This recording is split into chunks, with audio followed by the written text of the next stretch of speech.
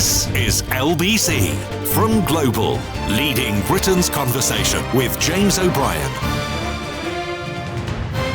Good morning, 3 minutes after 10 is the time. And, well, flipping heck, it's deja vu all over again, isn't it? We should start beginning the programme with I Got You, Babe by Sonny and Cher, which I don't think you need to be a massive cineast to recognise as a motif most obviously associated with the opening moments of Groundhog Day, or the recurring opening moments of Groundhog Day, the Bill Murray film. Because how do you do it, do you think? How do you focus on meaningful questions when the man in charge is mad? I think we began last week's program. Did we do, or was it the week before? Pointing out that Donald Trump is a deranged liar, and it makes analysis, it makes prediction almost impossible. So let's just recap briefly, right? This isn't a war. It is an, quote, excursion. A word that has no meaning in the context of what's happening in the Middle East, but the word that Donald Trump has used repeatedly. I think, honestly, because someone used the word incursion in front of him, and he misheard, misunderstood, and carried on regardless. So it isn't a war, it's an excursion, but we have won the war. We have won the war so successfully that we don't need any help. But if people don't send us help, then they will suffer unimaginable punishment if they don't send us the help that we don't need. We certainly don't need aircraft carriers, but my goodness me, if Keir Starmer doesn't send aircraft carriers soon, then I am going to be furious with him because he's not Winston Churchill. Of course, reports that Donald Trump thinks that Winston Churchill is an insurance company in this country as opposed to a wartime leader have neither been confirmed nor denied.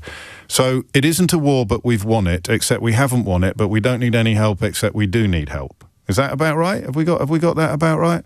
It isn't a war, but we've won it, and we don't need any help because we've won it, but we better get help soon, otherwise we might not win it. And then you come to the Strait of Hormuz, of course, and the claim that it is not necessary for America to stay in the area, followed within a couple of hours the claim that it is absolutely necessary to stay in the area. In fact, if Iran don't open the Strait of Hormuz immediately, then he's going to start blowing up power plants. But an hour before that, he made it absolutely clear that they could just leave anyway because they don't get affected by the partial closure of the Strait of Hormuz, so they don't need to worry about it anyway, and maybe they will leave it all to allies or to NATO. So, to recap again, it's not a war, it's an incursion, but we've won the war. We haven't won the war, but we definitely don't need help. We do need help, but we don't need aircraft carriers. We do need aircraft carriers, and you better jolly well send them. The Strait of Hormuz is not a problem for us. We could just leave it and go home now because we've won the war that isn't a war, except that we need to open the Strait of Hormuz, and if our allies don't come and help us soon, then I'll be absolutely furious. And it's 6 minutes after 10. I've only been speaking for 2 or 3 minutes. It's a war, but it's not a war. We've won it, but we haven't won it, but we have won it. We don't need help, but we do need help, but we don't need help. But he's Vicky Pollard. He's Vicky blooming Pollard, isn't he? Yes, but no, but no, but yes, but no, but no, but no, but yes, but. So it's a war, but it's not a war. We've won it, but we haven't won it, but we have won it. We don't need help, but we do need help, but we don't need help, but we do need help. Yes, but we do, but we don't. Yes, but we do. The Strait of Hormuz is nothing to do with us, but we're going to have to get it open because it's really important, but we don't need it, but we don't need help, but we do need help, but we need to get it open. These situations are not funny. And yet they kind of are. I don't know how amusing it would be if you had family in the area, anywhere in the area, but they are not funny. These situations, these scenarios are not funny, and yet we still lack the what's the word I'm looking for? We still lack the vocabulary, the tools to work our way through it. What's the point of this program? A question you have no doubt asked yourself many, many, many times in the past. I know Keith has. But what is the point of this program? When we routinely, and of course imperfectly and very fallibly, but we routinely take indisputable facts and discuss them.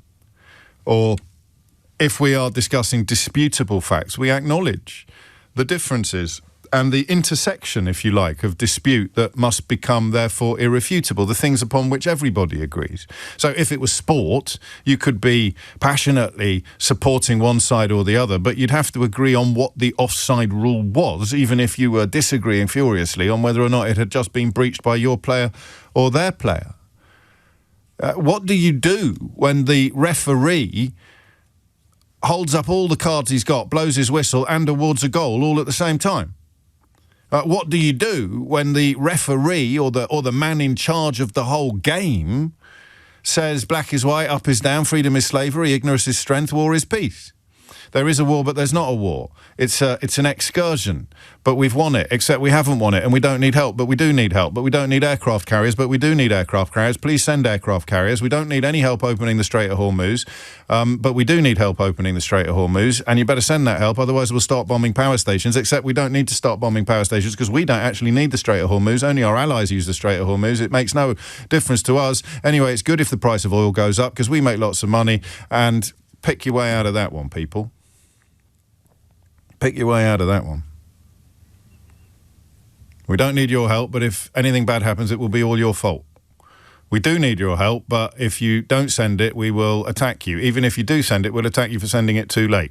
While forgetting to mention that we said we didn't need it when we did, but we didn't, but we did, but we didn't, because it's not a war, it's an excursion that we have already won. Even though you can't win an excursion, you can only win a war. What do you do? How do you process, unpick this? And the answer is the same as it was at the beginning of this mess. The same as it was at the beginning of this mess.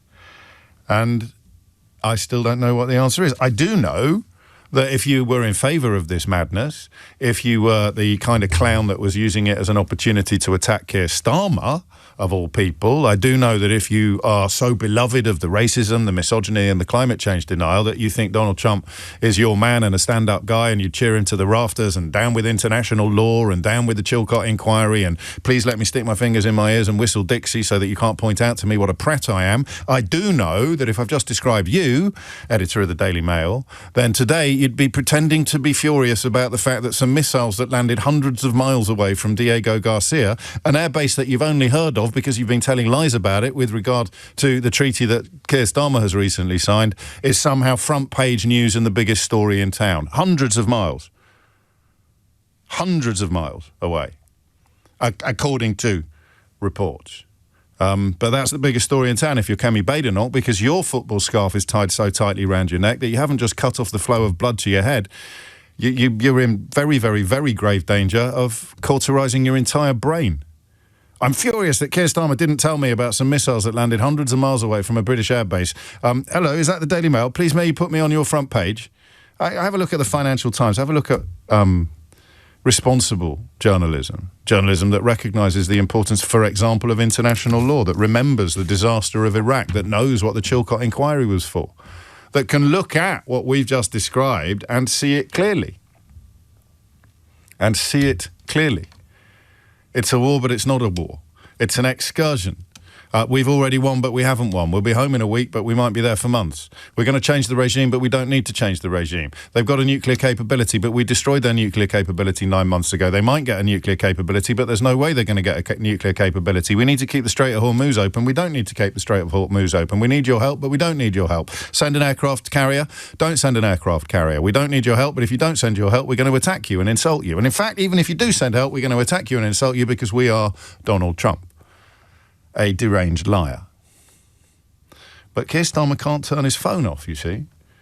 I saw one claim this morning that there's something questionable about the fact that they've only released 40-odd words from a 20-minute conversation. I'll tell you what, if I had a 20-minute conversation with Donald Trump and came away with 40-odd words that I thought made sense, I'd consider it a win. In fact, whoever was charged with culling 40 comprehensible words from a 20-minute conversation with Donald Trump should get a bloody medal, or at least a promotion. Because so much of the world is still labouring under the illusion that there is anything remotely normal about this. It's a war, but it's not a war. We've won, but we haven't won. We need your help, but we don't need your help. It'll be over in a week, it'll be over in a month, it'll be over in a month, it'll be over in a year. It may never be over. I wasn't forced into it by Israel, I was forced into it by Israel. I know what I want, I don't know what I want. I know what the plan is, there is no plan. And here we are. wondering what the hell Keir Starmer is supposed to do, to which I have an answer. Keir Starmer has told you from the very start what he is supposed to do. Keir Starmer is supposed to ensure two things. Three things, really. 10 if you go all the way back to the Chilcot checklist. There's my piece of paper. YouTube fans, nothing on it yet except the number one. Number one, a clear and viable plan. You may have picked up from the first 10 minutes of this programme that there ain't one. Number two, legality. The idea that international law should not matter is tantamount to international anarchy. It is the final redoubt, the last resort of the unforgivable idiot. Because if international law doesn't matter, what laws do? If countries aren't required to abide by internationally agreed treaties, why should people? And the answer is pretty clear. There's a character, there's a type of character. In the context of Donald Trump, it is a person so beloved of the racism, the misogyny and the climate change denial that they don't think the laws and the rules should apply to their man. That's not a big surprise to you, that, is it? Given that people are prepared to defend his multiple felonies, his self-confessed sex offending, his lies about elections, still treating him. Dick Littlejohn in the Daily Mail wants him to be Prime Minister, of course. But that's about the racism, the misogyny and the climate change denial. So you end up claiming that international law shouldn't matter. This is what they do to their fans. God knows what they do to their critics. So it's got to be a clear and viable plan. It's got to be legal. And it's got to be in the British interests. Which brings us, in case you're wondering, to the question that I am going to ask you today. The British interests. So let me run through the laminated Chilcot checklist that I, sweet summer child that I am, thought that everybody who does what I do for a living would at least have read by now, even if they weren't referring to it every day. It's laminated, so I could even leave it in the studio and other people could use it, but I don't know how many people are even aware of the fact that the Chilcot inquiry was conducted in large part to ensure that we didn't repeat the mistakes of Tony Blair's excursion in Iraq, deliberate misuse of the word excursion there, as opposed to Donald Trump's misuse of the word excursion, which is not deliberate at all. Why do we care? I'll run you through them 10 quickly. We'll come back and we'll answer them together. Why do we care? What is happening now? What might happen next? What should we do? How do we ensure action is lawful? What does success look like? What do we need to do to deliver? How should we do it? How will you monitor performance? Is the policy working? Looking at the front pages of the comics today, as opposed to the newspapers, you've got the Daily Mail has gone absolutely mad. The Daily Telegraph remains absolutely mad. The Financial Times remains calm and detail-driven and incredibly illuminated. And the Guardian is concentrating on the facts. And Iran's latest vow to target water sites if Donald Trump hits the power plants that he doesn't need to hit because he's already won, in order to keep open the Strait of Hormuz that he doesn't need to keep open because he doesn't need it, but he needs to hit power plants in order to ensure that they do open it. So what should Keir Starmer do? I mean, in many ways, 3, 4, 5 questions that are coming around again and again and again. Why is Donald Trump doing this? Can't answer that. You can't answer that, because if you answer it, he will say 5 minutes later the polar opposite of what you've just said. He will make a muppet out of you. Why is Donald Trump doing this? No idea. But we will continue to ask the question because we have to. We have to. Second question, what should Keir Starmer do? Now, from a patriotic point of view or a British point of view, that is the biggest question in town. What should Keir Starmer do? And the latest question is with regard to military attempts to limit Iran's ability to close the Strait of Hormuz to entities and powers that it sees as an enemy. Some ships are getting through. I don't think that's been widely enough reported in the UK as well. If you are neutral or friendly from Iran's point of view, the Strait of Hormuz is not shut to you. Which brings us, of course, to one of the questions on the Chilcot checklist about British interests and what we need to do to deliver. But I don't think it's that straightforward. I think it's the fourth question.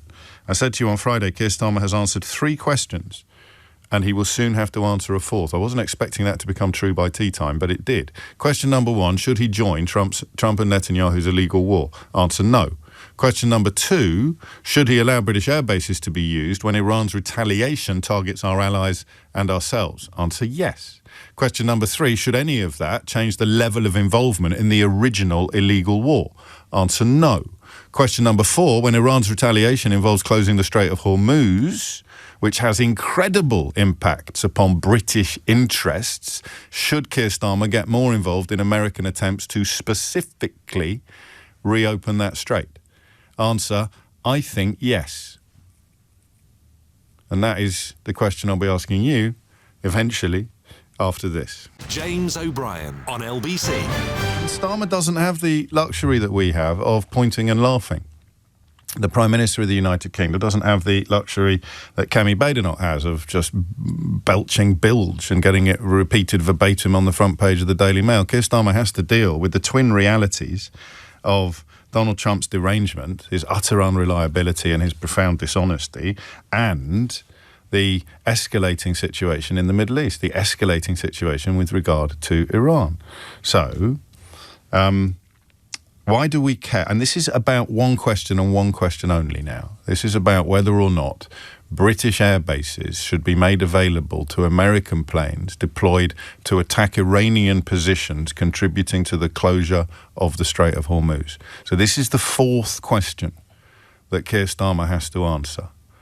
And he will do what he's done with the previous 3. But for the first time, I'm not entirely clear what the answer is. I'm not entirely clear what the answer is. Question number 1, why do we care? That's easy, right? What does this mean for British interests? What are the risks of acting or doing nothing, including in the longer term? What is different now? Well, that's easy to do. The British economy is on toast as this continues. They're even calling it Trumpflation. This is the obvious notion of how the war and the economic storm could affect Britain. Everything from your mortgage to your pension to the cost of food. Obviously, your energy bills, your fuel bills, the cost of filling up your car.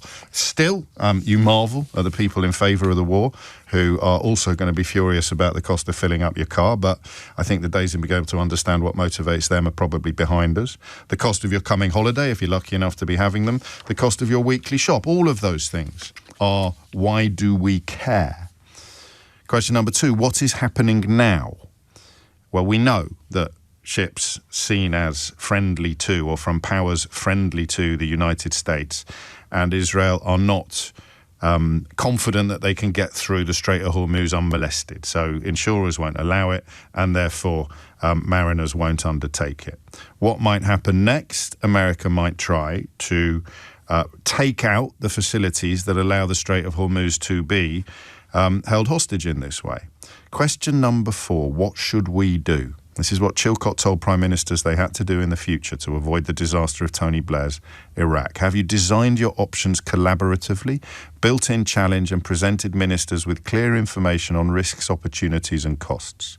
Legal implications, absolutely paramount. How do we ensure action is lawful? Because if it's not lawful, you're sending messages to every rogue regime in the world that they are free to ride roughshod over international law as well.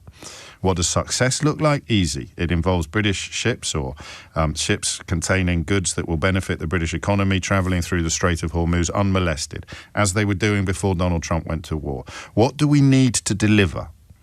What are the resource implications of your options? At this stage, we simply allow our air bases in that region to be used. How should we do it?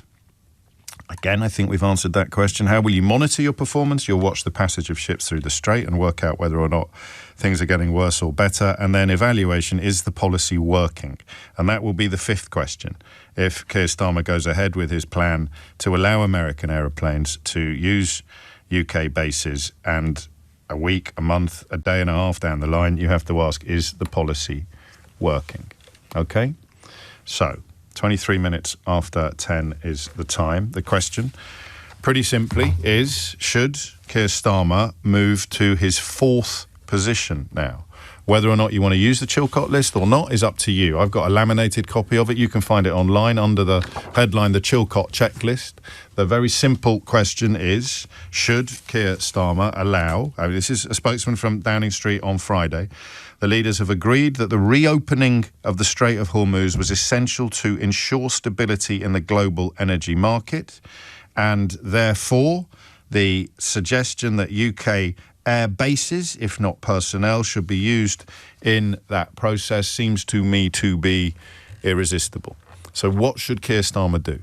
There were reports at the weekend that Japan had negotiated a sort of free pass. I don't think those reports are entirely reliable. I think it was more of a work in progress, more of a moving piece. But whether or not the shift from not being involved at all to being involved in retaliation to the retaliation, to not escalating our involvement in the overall exercise, to allowing British bases to be used for strikes to get the Strait of Hormuz open. And I want to know whether you agree with me that he has to. Even though it involves, in some ways, hitching yourself to Trump's bandwagon or continuing to hitch yourself to elements of Trump's bandwagon, the British interests now in getting the Strait of Hormuz open to our friendly ships is so acute that Keir Starmer has to do what he can to achieve it. I am not happy to be wrong, but I am happy to be disagreed with. I'm always happy to be disagreed with. 0345 6060 973. I don't think that there's any diplomatic option here. I don't think we can somehow portray ourselves to Iran as a friendly nation that should be allowed to go through the strait, and I don't think we should, because the Iranian regime is and remains hideous, but so is the American regime. The British interests, point number 1 on the Chilcot checklist. Point number 1 on the Chilcot checklist. What does this mean for British interests? But also, what are the risks of acting or doing nothing, including in the longer term? So what are the options? Let Trump use the bases. Option 2, some sort of diplomatic agreement with Iran that returns us to where we were before this ludicrous war started. I don't see that. Point number 3, escalate even further. Send personnel, send equipment to help with Trump's ludicrous war. I don't think we should do that. But the British interests are tied up so completely with the Strait of Hormuz that I think we have reached the 4th point of the question. And you may know more about this than I do. Let me make that absolutely clear. It may be, and I think Trump was given this advice, but he thought that it would be rendered redundant by the speed with which the war that isn't a war would be won, but has already been won. I don't know that you can actually do what needs to be done in the Strait of Hormuz without putting boots on the ground. So again, if you've read further into this than I have, or you and I've read a lot, I've got to be honest with you, or you have a better understanding of the region than I do, which would not be too difficult, then you can tell me why Starmer offering the bases to the Americans is not an obvious yes, for the very simple reason that it won't make any difference to anything, except, of course, painting a target on British backs for Iranian retaliation. And I think that pretty much covers it. 27 minutes after 10 is the time. You're listening to James O'Brien on LBC, and the question is the same but not the same. It is the 4th iteration of the question, what should Keir Starmer do? He's 3 out of 3. To anybody paying attention, he was right not to join the war. He was right to get involved in a retaliation against ourselves and our allies. He was right not to allow that to escalate overall involvement in the war. And I think he's right to offer our bases for use in defending our interests in getting the Strait of Hormuz open. But I'm 52-48 on this one, and I was pretty close to 100 on the other 3. Sharon's in Oxford to kick things off. Sharon, what would you like to say? Hi. Yeah, I'd just like to say that, from what I understand, the Straits of Hormuz aren't completely closed. No, they're not. They're open to powers that are deemed friendly by Iran, or even neutral. Yeah, I think obviously now the terms and conditions of use in the Straits have changed since the talks between Israel and Iran fell apart a couple of weeks ago. And the US, yes. Yeah, so since then the terms and conditions at which anyone can use the Straits has changed. Again, just I know you know this, but for people listening who are relying on perhaps less honest outlets, the talks were going brilliantly, according to everybody involved. And then America and Benjamin Netanyahu decided to start a war anyway. Yeah, so that's put a situation where now, to be able to use the territorial waters going past Iran, yes, there's new terms and conditions which they would like people to fulfil. So it just seems that any leader's got the choice to either choose to negotiate with those terms and conditions to help their people have the things they need from those straits, or try and force their way through with military action. But obviously it is their territorial waters, so forcing your way through in itself could be perceived as aggressive. I don't think you can do that, can you? Because military action is forcing your way through, or they the military action precedes a hopefully safe passage through. Well, the thing is, they've already laid out terms and conditions to use the straits, so which other people are using if they want to. So the thing is, I guess they've got to decide, if we're going to have very high energy bills, we're going to have very high food bills, we're going to have all the problems that come with that, such as shoplifting and poverty in the country in the next few months or years. Is it better to negotiate and get the things through, or is it better to take a military action, which could cost a lot of lives and may not really solve the problem? And you think it's? I wish I thought it were that straightforward, but you can't. I don't think detach yourself, can you? The UK, we share air bases, most obviously. Diego Garcia is relevant to this for a whole bunch of reasons. You've got American planes taking off from Fairford. Can we really say to Iran, it's nothing to do with us, Gov?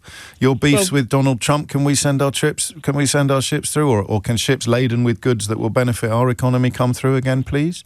Well, I think obviously the fear is upsetting the Americans. Yes, but we're going to do that anyway. We do that even if we help. I mean, this is another example of why having a pigeon in place as the president, it makes a lot of analysis pointless. But it doesn't change the fact that I don't think we could persuade Iran that we're friendly, and I don't think that we should. Well, they don't have to be friendly with Iran. They've set out the terms and conditions at which people can have their boats go through. So it's just a matter of, you don't have to be their friends. You just have to think, I don't want people in Britain to starve or go hungry or not be able to pay choose between heating and eating. And actually, if there's new terms and conditions that we need to follow to use their territorial waters, then we will use that to help our people. Do you know what I mean? And then we tell America to do one. That's the problem. I think that the people are more upset about, say, in America than they are about whether people in Britain go hungry or can't pay their bills. I think that seems to be the choice that seems to be I don't think it is. I mean, you might be right, and by 11 o'clock today, I may have come round to your point of view. And I suffer from, I don't know what the correct word for it is, but I can't believe it's that straightforward. I'm sort of allergic to simplicity sometimes. We cannot negotiate with the Iranian regime independently from the United States of America and somehow get ourselves a free pass for the Strait of Hormuz when we've already been involved in retaliatory attacks on Iran. I just don't think that's an option. Getting the whole thing to stop, arguably, is where Starmer should be putting his energy. It's just gone 10:32. News bulletin on the headline. I can tell you that the Health Secretary, Wes Streeting, is currently giving a statement about that hideous anti-Semitic attack on 4 ambulances in North London. I suspect you'll hear a bit of that during the bulletin with Dominic, and if you don't, I will play it to you after the very latest headlines with Dominic Ellis. James O'Brien on LBC. It is 10:35. You are listening to James O'Brien on LBC. I'll get some of Wes Streeting's statement for you imminently in response to this anti-Semitic attack on 4 ambulances in Golders Green. They're described as Jewish community ambulances, which will mean that it's a charity, essentially, that funds the provision of these vehicles. And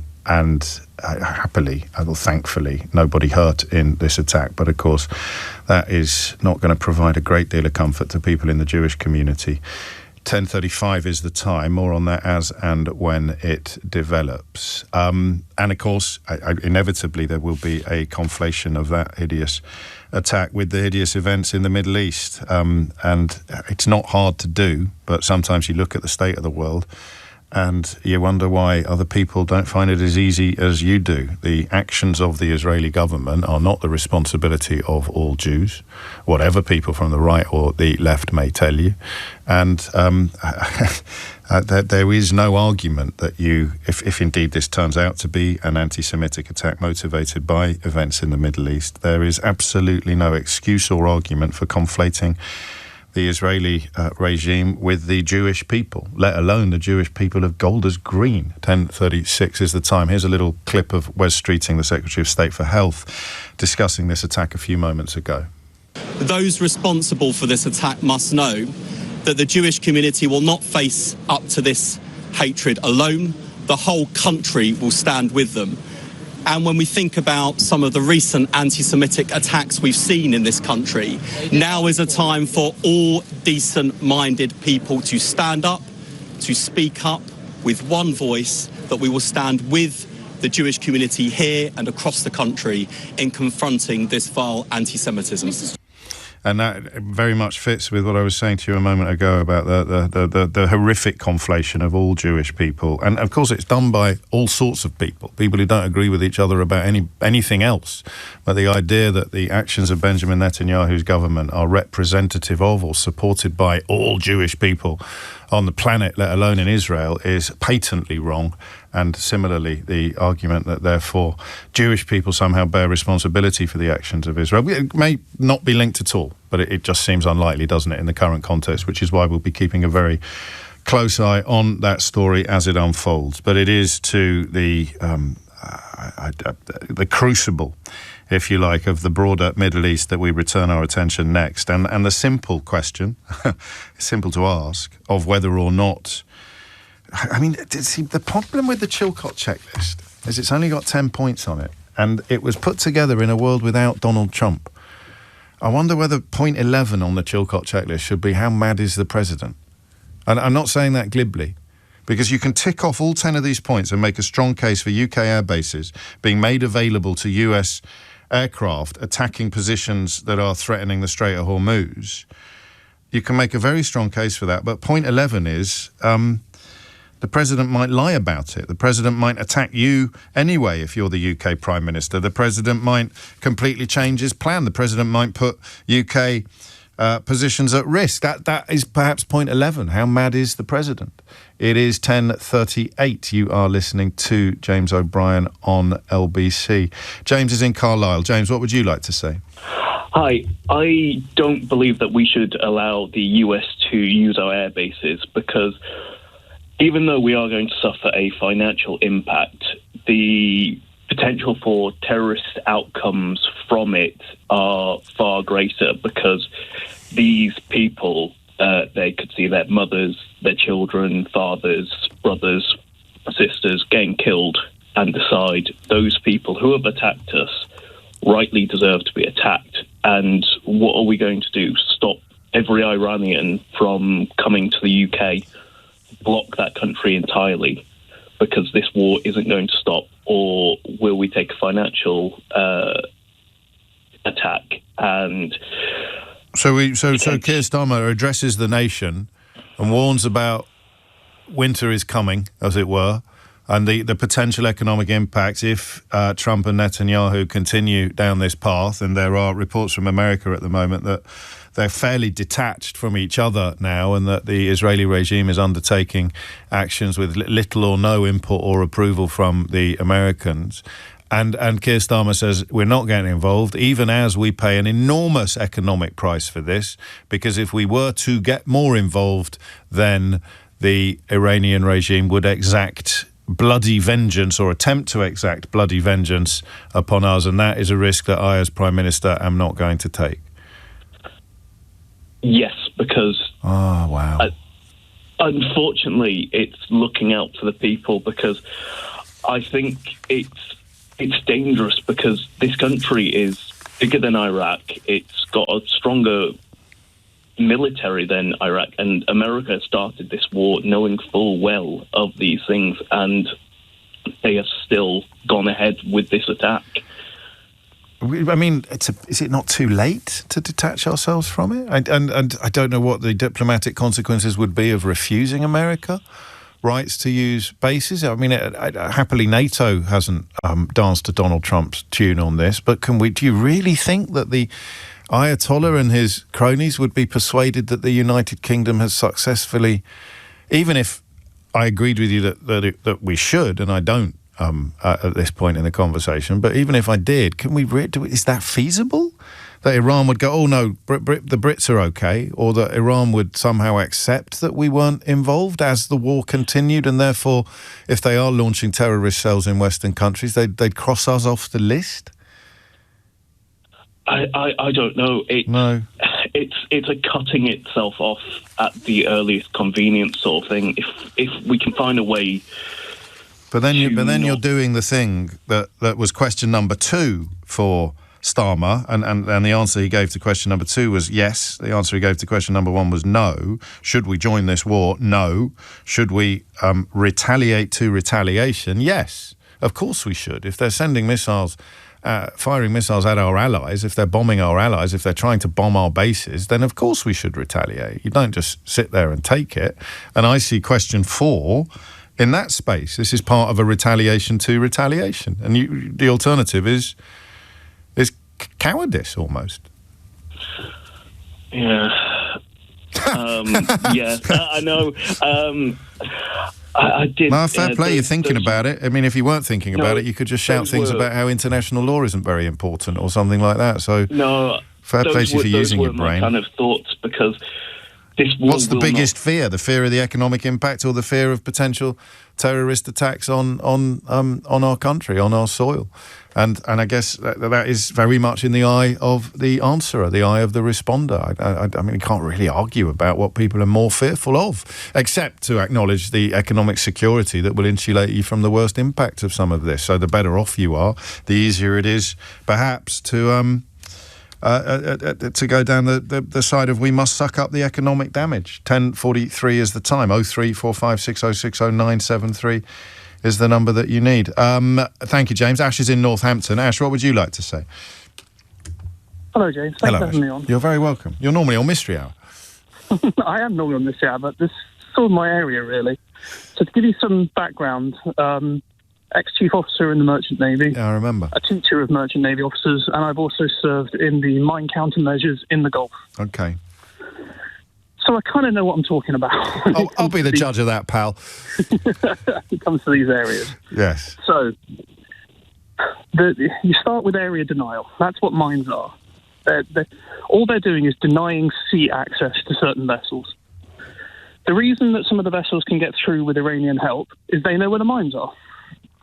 Right. So they can just lead people through. So you kind of have 2 options. One, get very, very close to the Iranian regime, get them to take you through on the proviso that you will take no other ships with you. No other people will know where you're going through and how you're getting through. Yeah.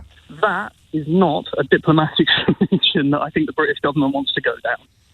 Yep. Yeah. Because you're then talking about basically making a ally out of the Iranian regime. Which was not the case before, because everybody could go through it unmolested before. So, it might not seem different in terms of outcomes, but it is different in terms of diplomacy and international relations.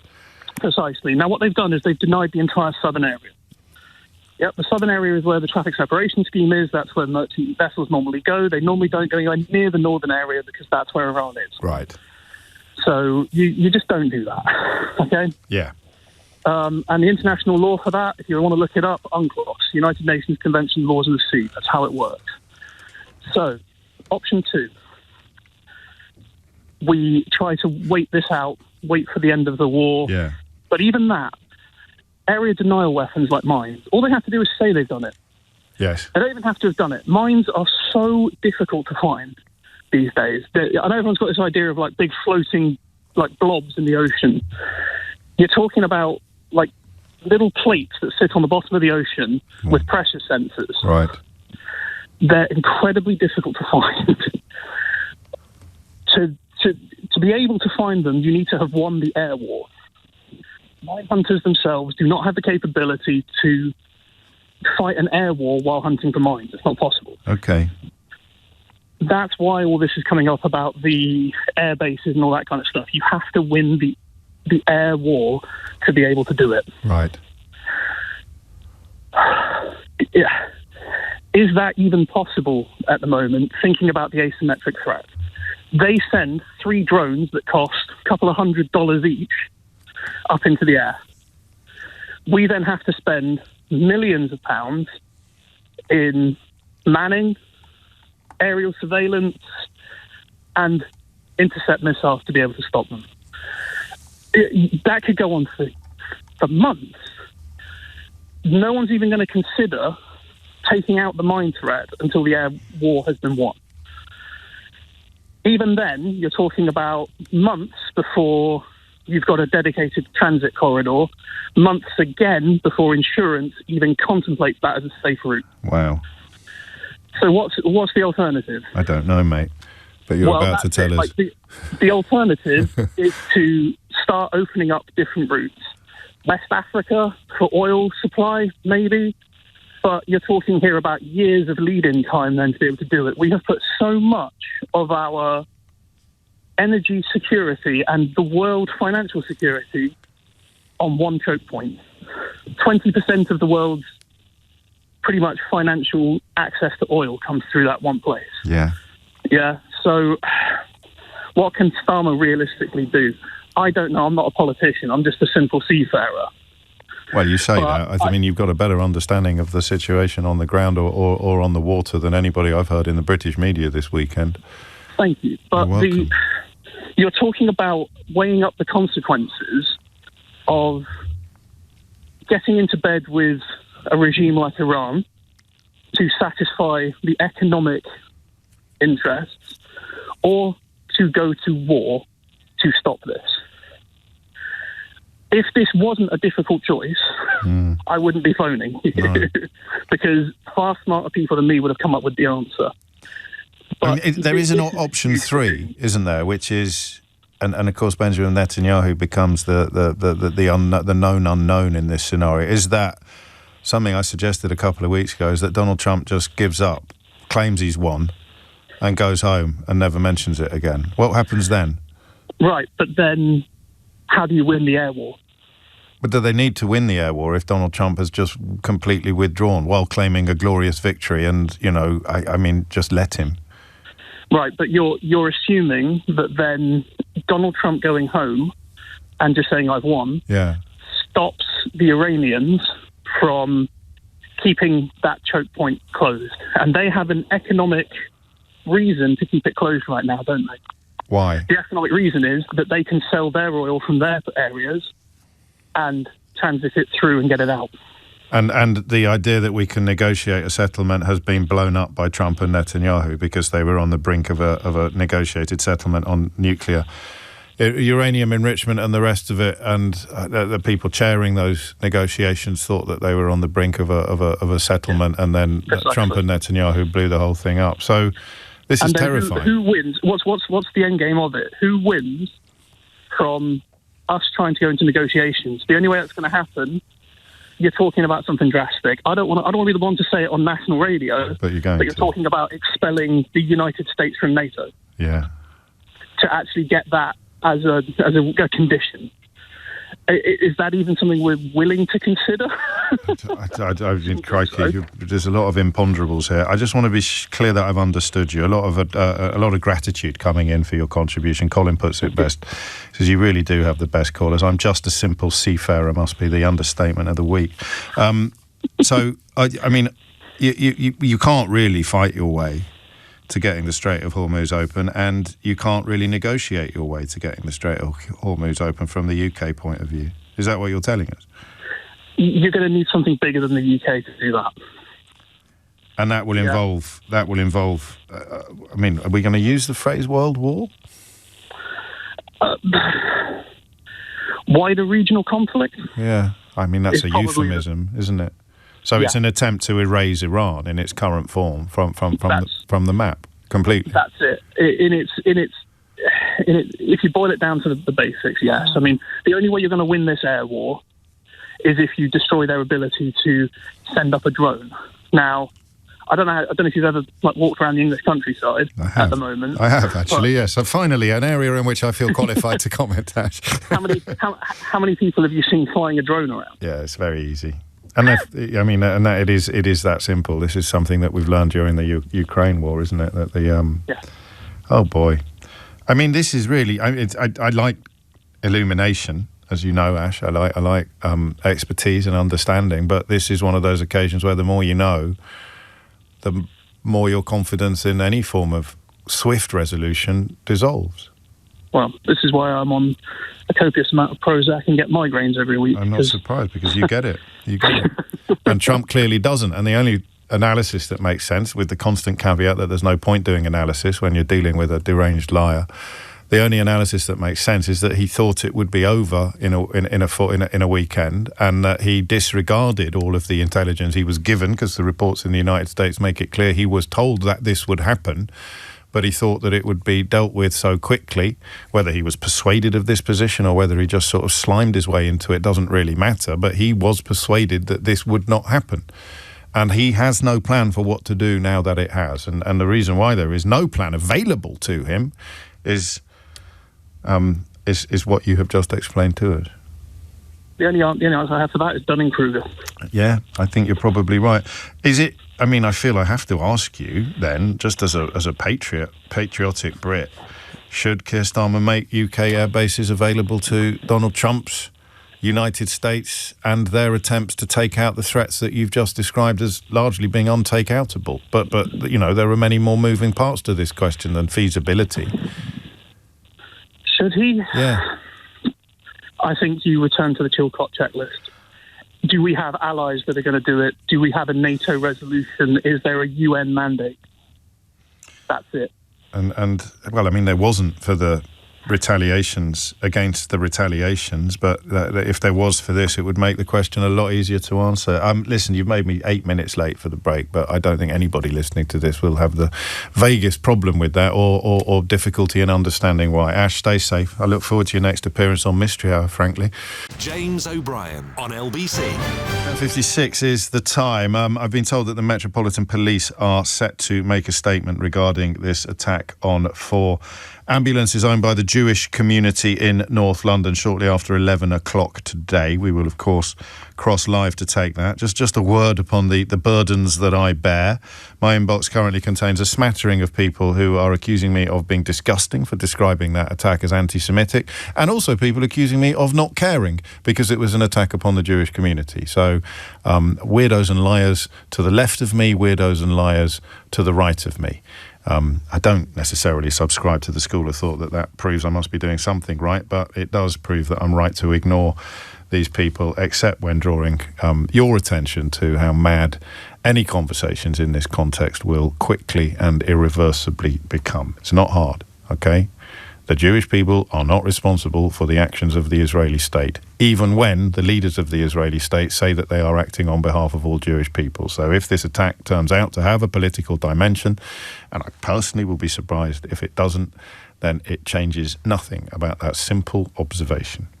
And speaking of simple observations, Ash the Simple Seaman, as he called himself, almost coming in for extraordinary amounts of gratitude, actually, from you. And you can see why. I certainly would add my voice to that. The idea that there is nothing simple about this, up to and including the choices that Keir Starmer has, the choices that the United Kingdom have. But the question remains, what should Keir Starmer be doing? With regard to this request, because I can tell you that Iran has warned that letting the US base use our bases is a participation in aggression. This was a phone call with Yvette Cooper on Friday, just as it was announced that we were condemning Iran's reckless attacks and its disruption and closure of the Strait of Hormuz, and also allowing American aircraft to use bases for another exercise.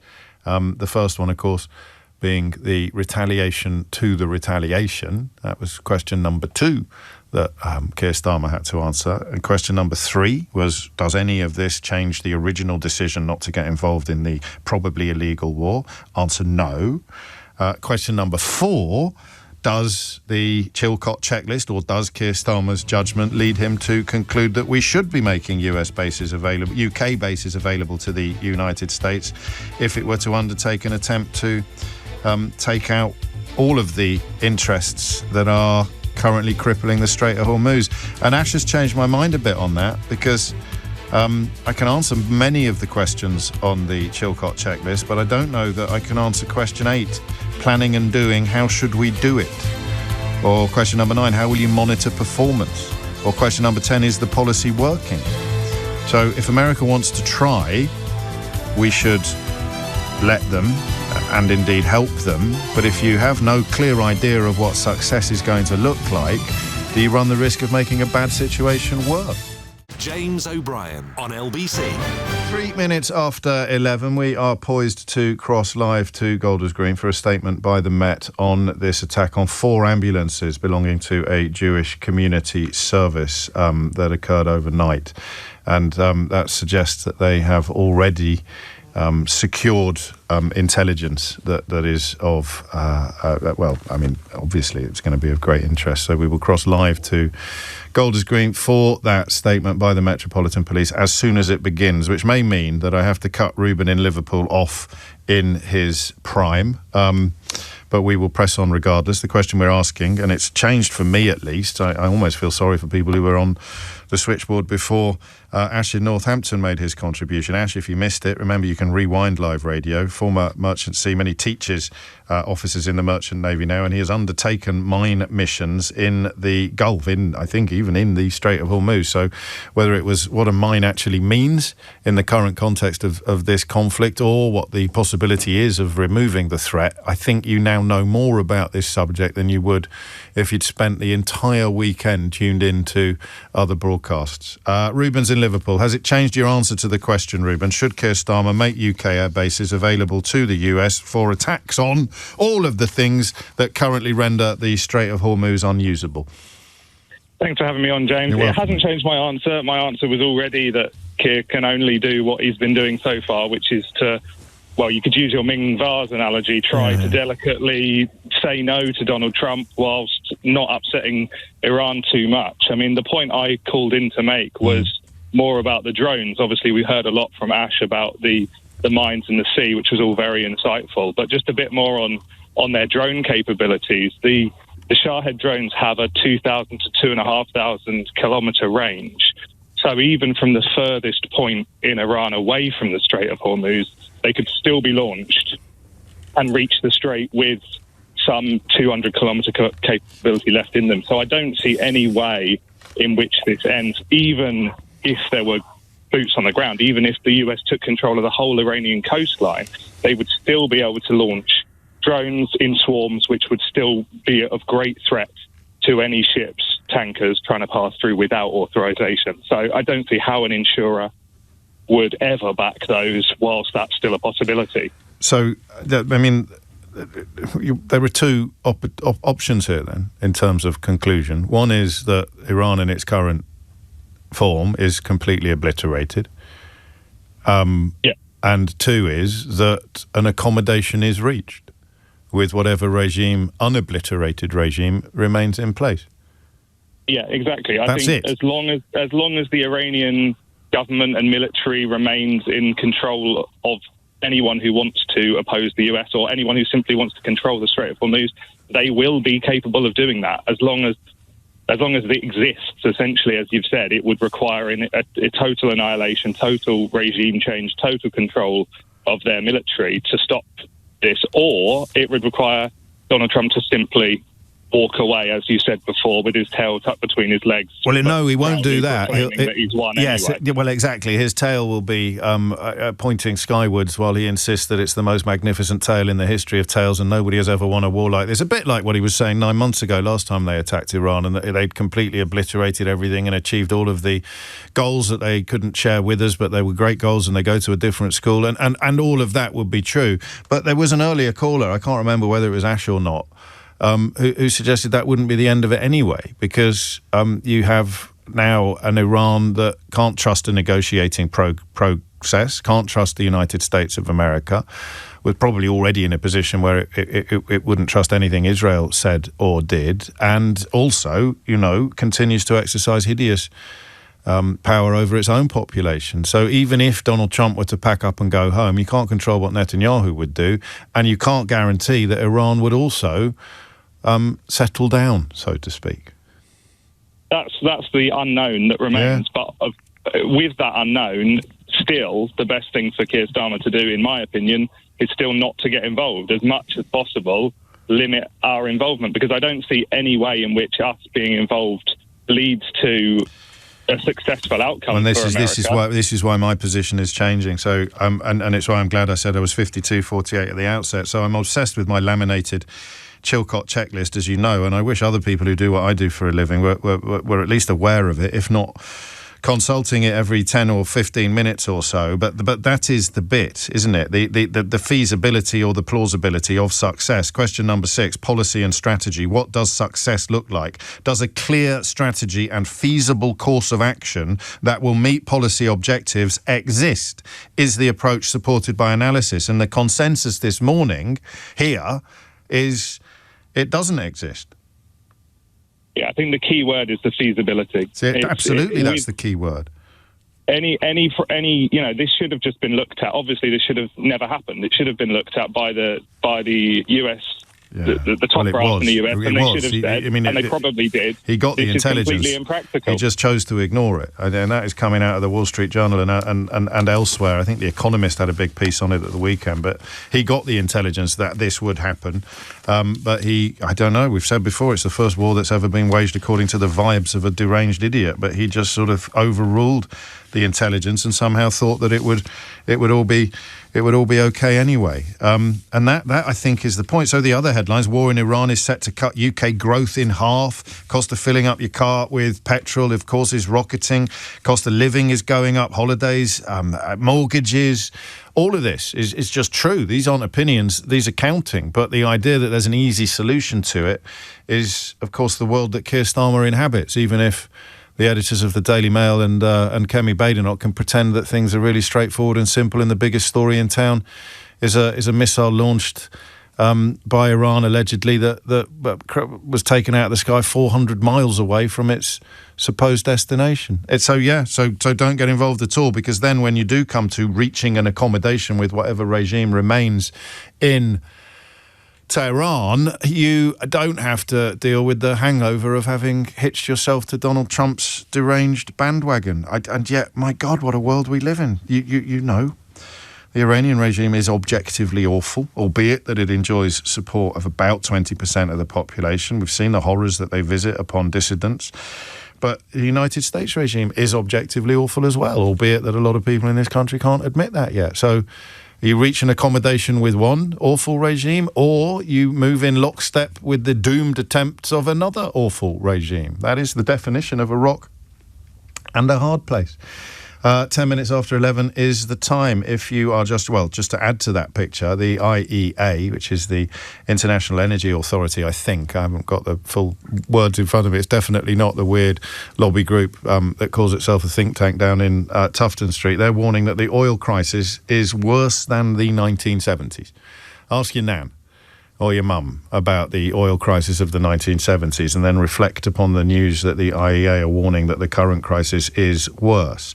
I think it could be over quickly, but the question of how it would be over quickly is almost beyond us at the moment because of what has happened. I think as each day passes, the sheer scale of what they have set fire to and what they have set in motion becomes ever harder to reconcile, up to and including a social media post that Donald Trump released 6 minutes ago that I'm now going to read to you in its entirety, live on the radio. I am pleased to report, and this is, as they would say in brackets, sick, close brackets, SIC, so there's no D on the end of please. President of the United States of America, that suggests that he wrote this himself. I am pleased to report that the United States of America, and the country of Iran, have had, over the last 2 days, very good and productive conversations regarding a complete and total resolution of our hostilities in the Middle East, full stop. This is me talking now, not Donald Trump. So the idea of him calling the whole thing off, claiming a glorious victory, and hoping no one ever mentions it again, just saw its odds shorten. That's where the clever money goes. Halfway through this statement, let's see where it is at the end, because I'm reading this live. I haven't read this before. You are discovering the contents of this message as I do. Based on the tenor and tone of these in-depth, detailed and constructive conversations, which, spelled W... Are we sure this is real? Are we 157%? Because, you've got to be really... which, spelled WITCH... which will continue throughout the week, I have instructed the Department of War to postpone any and all military strikes against Iranian power plants and energy infrastructure for a 5-day period, subject to the success of the ongoing meetings and discussions. Thank you for your attention to this matter, President Donald J. Trump. So he will pack up, go home, and hope that nobody ever mentions it again, while simultaneously claiming a glorious victory. Wow. That was 6 minutes ago. So, as I said to you at 10 o'clock this morning, in 6 minutes' time, he could release something that pursues the polar opposite position to the one that's outlined here. But in a normal universe, you would welcome that, particularly given the massively increased understanding of the issues that we have as a consequence of the callers to this programme today. In a normal universe, you would welcome that. But this is Donald Trump's world now. We're not in Kansas now, Toto, and therefore you can only say that's good until it isn't. That looks good until he does something else. That looks good until he does a reverse ferret and makes an announcement that pursues the entirely different position. It looks like he's running away, and that has to be welcomed. And you have to probably then, as Keir Starmer, just to remind you how difficult his current situation is, Keir Starmer then has to become complicit in the pretense that Donald Trump has done okay here, because to point out that he's a snivelling idiot who's running away from the problem he caused would be diplomatically unhelpful. We're still waiting for this statement by the Metropolitan Police in Golders Green, so I may interrupt this in order to cross live to that. James O'Brien on LBC. 16 minutes after 11 is the time. Listen, for the absolute avoidance of doubt, there is no pleasure whatsoever in seeing your fears realised or your predictions come true. So when I reminded you at 10 o'clock this morning that it is a largely pointless exercise trying to unpick or analyse any situation that Donald Trump is involved with, I wasn't expecting it to come quite so catastrophically true quite so quickly. So if you're just joining us, he's posted on social media claims that the United States has reached an accommodation with Iran that would involve or regards a complete and total resolution of hostilities in the Middle East.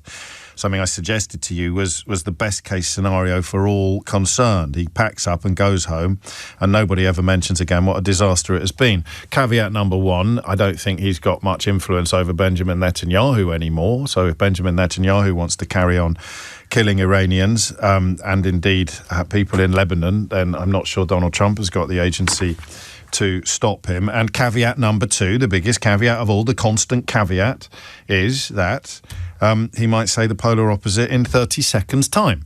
And I wish that wasn't true, but you know that it is. The only mystery remaining is how on earth people who do what I do for a living, or indeed are in the British political establishment, could ever have thought that Donald Trump was somebody that they should be supporting, or somebody that the Keir Starmer should be getting into bed with, or could ever have thought that he had a plan, a clear and viable plan, or a legal rationale. And these are some of the biggest names in UK commentary and in UK politics. Kemi Badenoch, Nigel Farage, all of these people who looked at what we looked at and thought, yeah, we should definitely be jumping into Donald Trump's pocket. He's our guy. He's our man. Dick Littlejohn in the Daily Mail, writing about he'd never been more ashamed to be British than as a consequence of Keir Starmer's decision not to get involved in an illegal war that has failed and which Donald Trump, as of now, looks set to abandon in a deeply humiliating fashion, albeit that he'll pretend it's been a glorious victory, just like he did 9 months ago, when he obliterated all of Iran's military capabilities just 9 months before having to go to war against them because Iran's military capabilities were so great.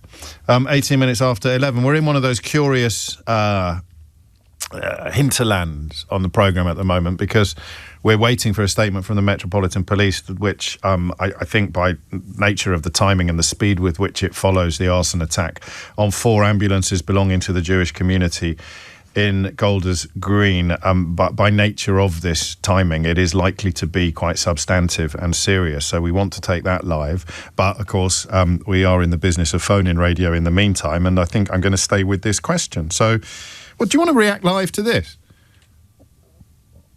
I mean, I have to. Why do I have to do all the hard work around here?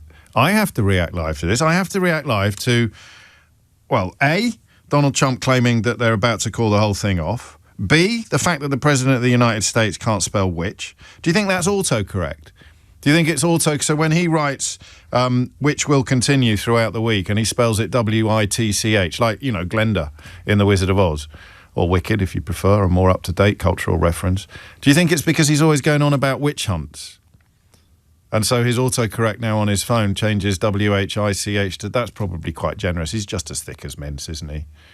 That's probably, I think that's highly charitable. So I am pleased to report. I am pleased to report? That makes no sense.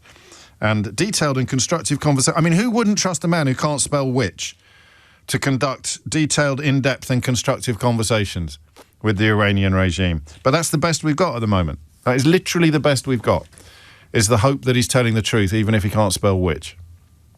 So do you want to react live to that?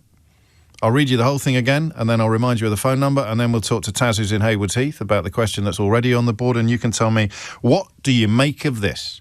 I am pleased to report that the United States of America and the country of Iran have had, over the last 2 days, very good and productive conversations regarding a complete and total resolution of our hostilities in the Middle East, based on the tenor and tone of these in-depth, detailed and constructive conversations, which will continue throughout the week. I have instructed the Department of War to postpone any and all military strikes against Iranian power plants and energy infrastructure for a 5-day period, subject to the success of the ongoing meetings and discussions. Thank you for your attention to this matter. President Donald J. Trump. He has, to coin a phrase, completely bottled it. But that is something we should all celebrate.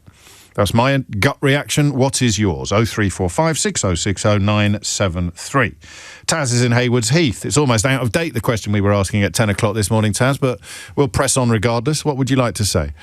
Oh, yeah. Hi, James. First-time caller. Welcome, welcome. Thank you very much. I think, I think Donald Trump, I think, is an absolute lunatic. He's been pulled by the nose by Netanyahu, in my opinion. How dare you say that? Dick by name Little John in the Daily Mail wants him to be the government of this country. He wants to be ruled by him.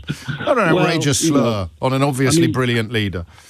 Well, yes, absolutely. I mean, Netanyahu has been trying to get a war with Iran for 40 years, and he's finally found a president who's got an ego that's so big he can effectively manipulate him and pull. That was what Marco Rubio said in the first days of this excursion or incursion or war or whatever they're calling it today. That was what Marco Rubio said. So you definitely have a lot of support for that analysis. Yeah, but the problem is, in dint of him pulling America into it, he's pulling us into it.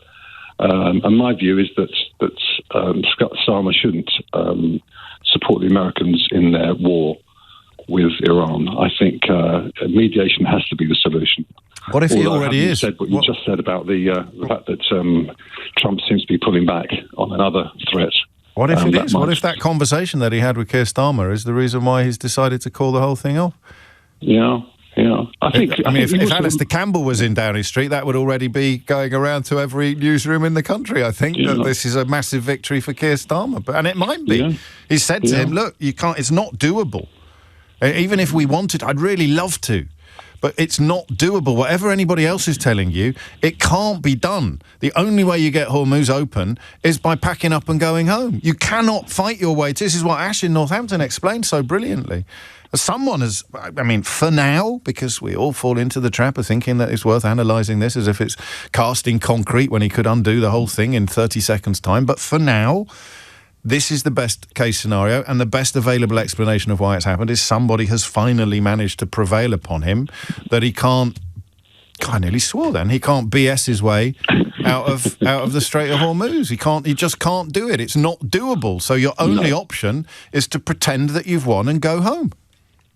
Yeah, absolutely. I think it's all about trust, though. The trust, the Iranians clearly don't trust the Americans. I mean, they were bombed, a few months ago, and then they were having discussions. There was mediation about the nuclear element, and then they decided to bomb them again, attack them again. So, as far as the Iranians are concerned, I suppose they're going to be thinking, well, what's to stop them doing it again? So, I think at this stage they've decided it's coup or bust, as it were. And they get to claim a victory as well, of course. The Iranian regime, the removal of the Ayatollah and much of the high command notwithstanding, Iran will be a more dangerous place for dissident Iranians than it was before Donald Trump and Benjamin Netanyahu started bombing it, and therefore, from the point of view of the Iranian regime, this is a glorious victory against the Satan or the Satans of the West. That is how they'll sell it, and they're probably going to have a stronger case to claim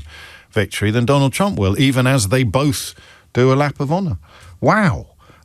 What's the nickname that they give him? Is it Taco? T-A-C-O. What is that? Is that Trump always chickens out? Trump always chickens out. Do you know, I doubt that they listen to this programme, he says, with extraordinary self-importance. But you'd almost try to caution people who are on the right side of history, people who aren't writing columnists for the Daily Mail about how they've never been more ashamed to be British. You'd almost sort of say to people who've called everything right here, don't call him a chicken, because he'll just have another hissy fit. Just let him have a lap of honour, right? Let him. I mean, I don't know who's listening to this, but if you are minded to point out that once again Donald Trump has proved himself to be a massive chicken, don't do it. Don't do it, because he'll just start clucking someone else, won't he? So, you can't do that. And, of course, we will point out that he appears to have chickened out until he releases a Truth Social statement saying the polar opposite of the one that he released 2 minutes ago. Thank you, Taz. Guy is in Richmond. Guy, what's going on? Yeah, hi, James. Hello. I think the taco cutting in hasn't made much difference to the fundamentals that Ash, our humble merchant seaman, told us about. Because, if we want a guide for what's going on at the moment, we only have to look at the analogue across the way that, think out of the water body. Ukraine has bottled up the entire Russian Black Sea fleet with the effective use of remote-controlled boats filled with explosives, despite being pelted daily by Russia's finest. So, nothing's really changed. The only way you're going to get shipping through the Hormuz is the Iranians and the Omanis want you to. And we mustn't forget it's two-sided, the Straits of Hormuz. Of course. We've got Oman equally on the other side, but Oman's not blocking anyone, of course. But it has to be the goodwill of the two people either side of the passage. And the only way out is really what the taco has done for us. But they still retain control over it. Which is why it is, if things stay like this, and they could have changed by the time we come off air, they could have changed by the time we finish this conversation, because Donald Trump is involved, then Iran has a much greater claim to victory than Donald Trump does, albeit that we will allow him to claim a victory, because it's a bit like giving a rusk, isn't it, to a teething toddler. And Iran, this is the bit where I hope Ash is wrong. It is in Iran's interests to return to where we were before this war started, even if their ability to trust a negotiating process with the United States or Israel or both has been destroyed beyond any recognition. It's still in their interest to return to the status quo because, it's in their economic interest to have these ships passing through the Strait of Hormuz. Sure. So while Iran has tossed the taco a rusk. Yes. Am I getting my taco and rusk? No, that's correct. They've tossed the taco a rusk. Thank you very much. And by the way, my next piece of business is Cuba. So they have bought themselves some time because he'll go on somewhere else. In the meantime, the Persian Gulf remains the Persian Gulf and under control. So I think actually our humble Ash is right. We need to go back to saying, what are the alternative export routes for hydrocarbons out of so the long term. The two things long term that anybody sensible would be looking at would be sustainables, of course, because our dependence upon fossil fuels, if it hadn't been highlighted by Ukraine, where Guy's call began, then it's certainly been highlighted by this. But of course, the kind of people who sing the praises of Vladimir Putin and love Donald Trump are also the people who insist that we need more fossil fuels, when the only lesson you draw from an episode like this is that we should be less reliant on them, because then we can't get held hostage by events like this. And if it's not the stuff passing through the Strait of Hormuz that is teaching you a lesson, then it should be the fact that it has to pass through the Strait of Hormuz that is teaching you a lesson, which is why Guy suggests, and Ash suggested earlier, that we would need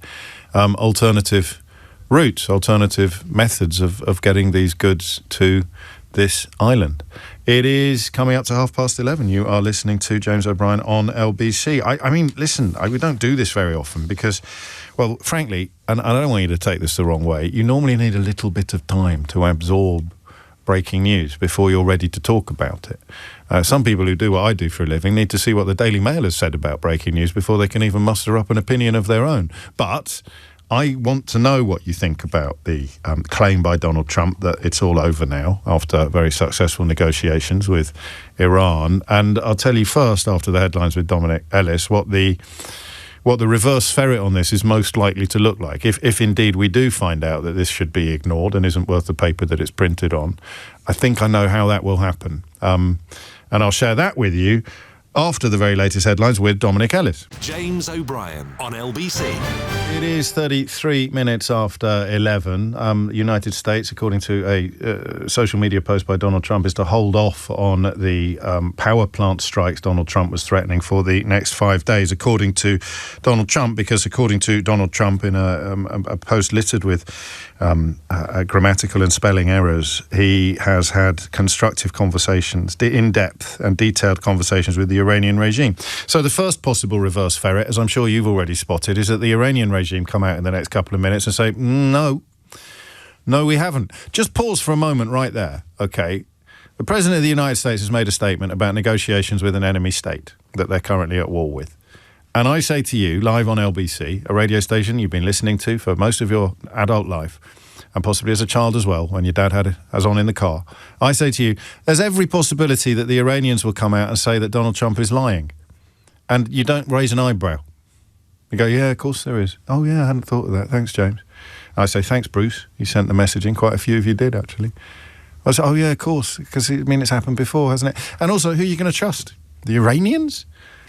Or Trump? I mean, I wouldn't want to choose between those two. It's not even 52-48. You might as well toss a coin. Which one of those characters is telling the truth? But there it is. That's the first reverse ferret that you might see on the horizon. The second reverse ferret that you might see on the horizon is that he'll release another statement saying Iran has let us down. And therefore, we are resuming our plans to attack them. Simon Marks is scheduled to join us at 11:45. Well, it's always fascinating, but in the event... in the light of recent events, is going to be even more fascinating than usual. And part of the reason... Oh, here we're crossing live now to Golders Green for the statement from the Metropolitan Police regarding the attack on those ambulances. Overnight, and the progress of the police investigation. At around 1:45 hours today, we were called by the London Fire Brigade to reports of a fire on Highfield Road, Golders Green. We attended the scene where 4 ambulances from Hatzola, a volunteer-led ambulance service run by members of the Jewish community, were on fire. The attack occurred in the car park of a local synagogue where Hatzola's vehicles for this area are based. Explosions were heard as oxygen canisters on board the ambulances exploded. Nearby homes were evacuated as a precaution, with 34 residents displaced and road closures put in place. Thankfully, no injuries were reported and all of the fires were safely put out. 4 ambulances have been destroyed, but we understand the service remains fully operational and able to respond to emergencies. We were able to get local residents back into their homes relatively quickly, and I thank them for their patience and understanding. This arson attack is being treated as an antisemitic hate crime. This is a devastating incident for our Jewish communities, and we've launched an immediate investigation to identify those responsible. Our officers remain on scene to carry out urgent inquiries and to gather CCTV footage and other evidence. We believe we are looking for 3 suspects at this early stage. CCTV footage appears to show 3 people in hoods pouring accelerant onto the vehicles before igniting them and fleeing. While this has not been declared a terrorist incident at this stage, the investigation is now being led by counter-terrorism policing, with all the specialist expertise they bring and all lines of inquiry remain open. We are aware of an online claim from a group taking responsibility for this attack. Establishing the authenticity and accuracy of this claim will be a priority for the investigation team, but it is not something we can confirm at this point. There have been no arrests at this early stage, and we would urge anyone with information to please contact us as soon as possible. You can do so anonymously if you wish. We have already spoken to local community and faith leaders and will continue that work today. A specific policing plan focused on key community locations across the area is underway and will continue beyond the coming days as we move towards Passover in early April. This attack comes at a time when fears are already heightened given global events and recent attacks targeting Jewish communities in other parts of Europe. The Met Police stands shoulder to shoulder with our partners and communities. Together, we take a zero-tolerance approach to hate crime. We are stepping up our support to Jewish communities across London to engage, offer reassurance and take practical action to protect people and property. If you have any information about what happened in Golders Green, please come forward and call the police on 101, providing the reference 415 of the 23rd of March. To remain anonymous, call the independent charity Crime Stoppers on 0800 555 111. Thank you very much. I'm now going to hand over to Deputy Assistant Commissioner Paul Askew from the London Fire Brigade. Of course, yeah.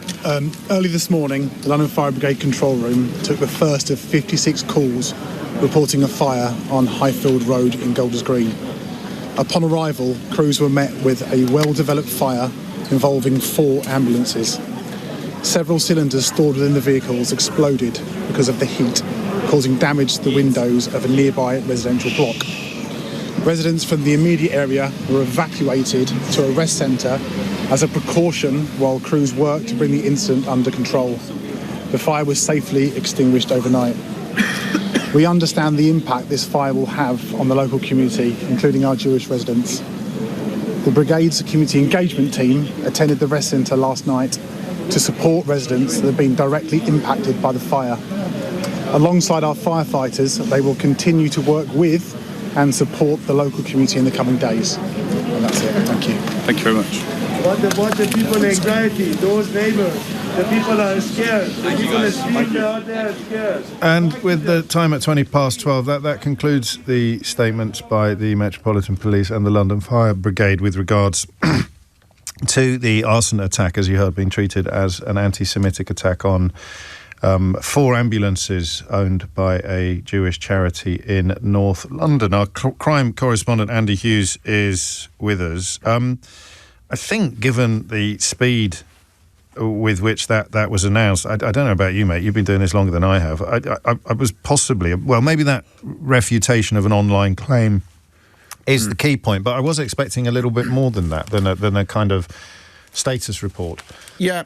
Well, it's entirely usual for counter-terrorism police to be brought in at a very early stage. They've now confirmed, the big headline out of that press conference is that counter-terrorism policing are now leading this investigation, although they say they have not declared it as a terror attack. However, it does tick many boxes that terror attacks have gone by in the past.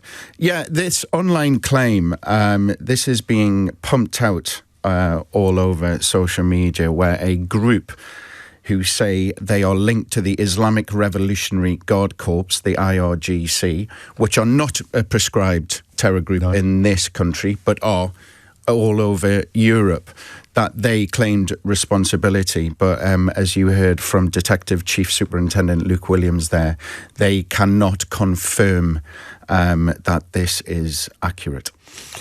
So it is just a watching brief then, really? It is, yeah. And there are 3 suspects who were seen on CCTV approaching these ambulances. They said that accelerants were used to start the fires, and then the 3 suspects could be seen fleeing the area. So a manhunt is currently underway right now to track down these suspects.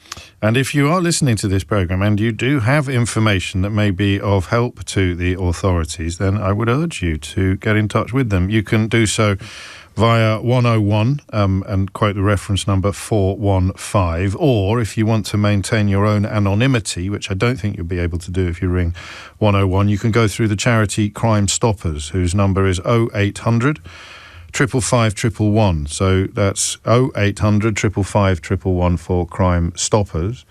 And 101, you dial 101 and quote the reference number 415 if you want to contact the police directly. It is 11:43. So although they've discounted it at this stage, it doesn't take it off the board entirely, does it? No, it's clearly something they're looking at. I mean, I know for a fact from my sources that counter-terrorism police, MI5 and MI6 have effectively been on high alert for the last month since the US invaded Iran and attacked Iran and killing the Ayatollah at the end of February.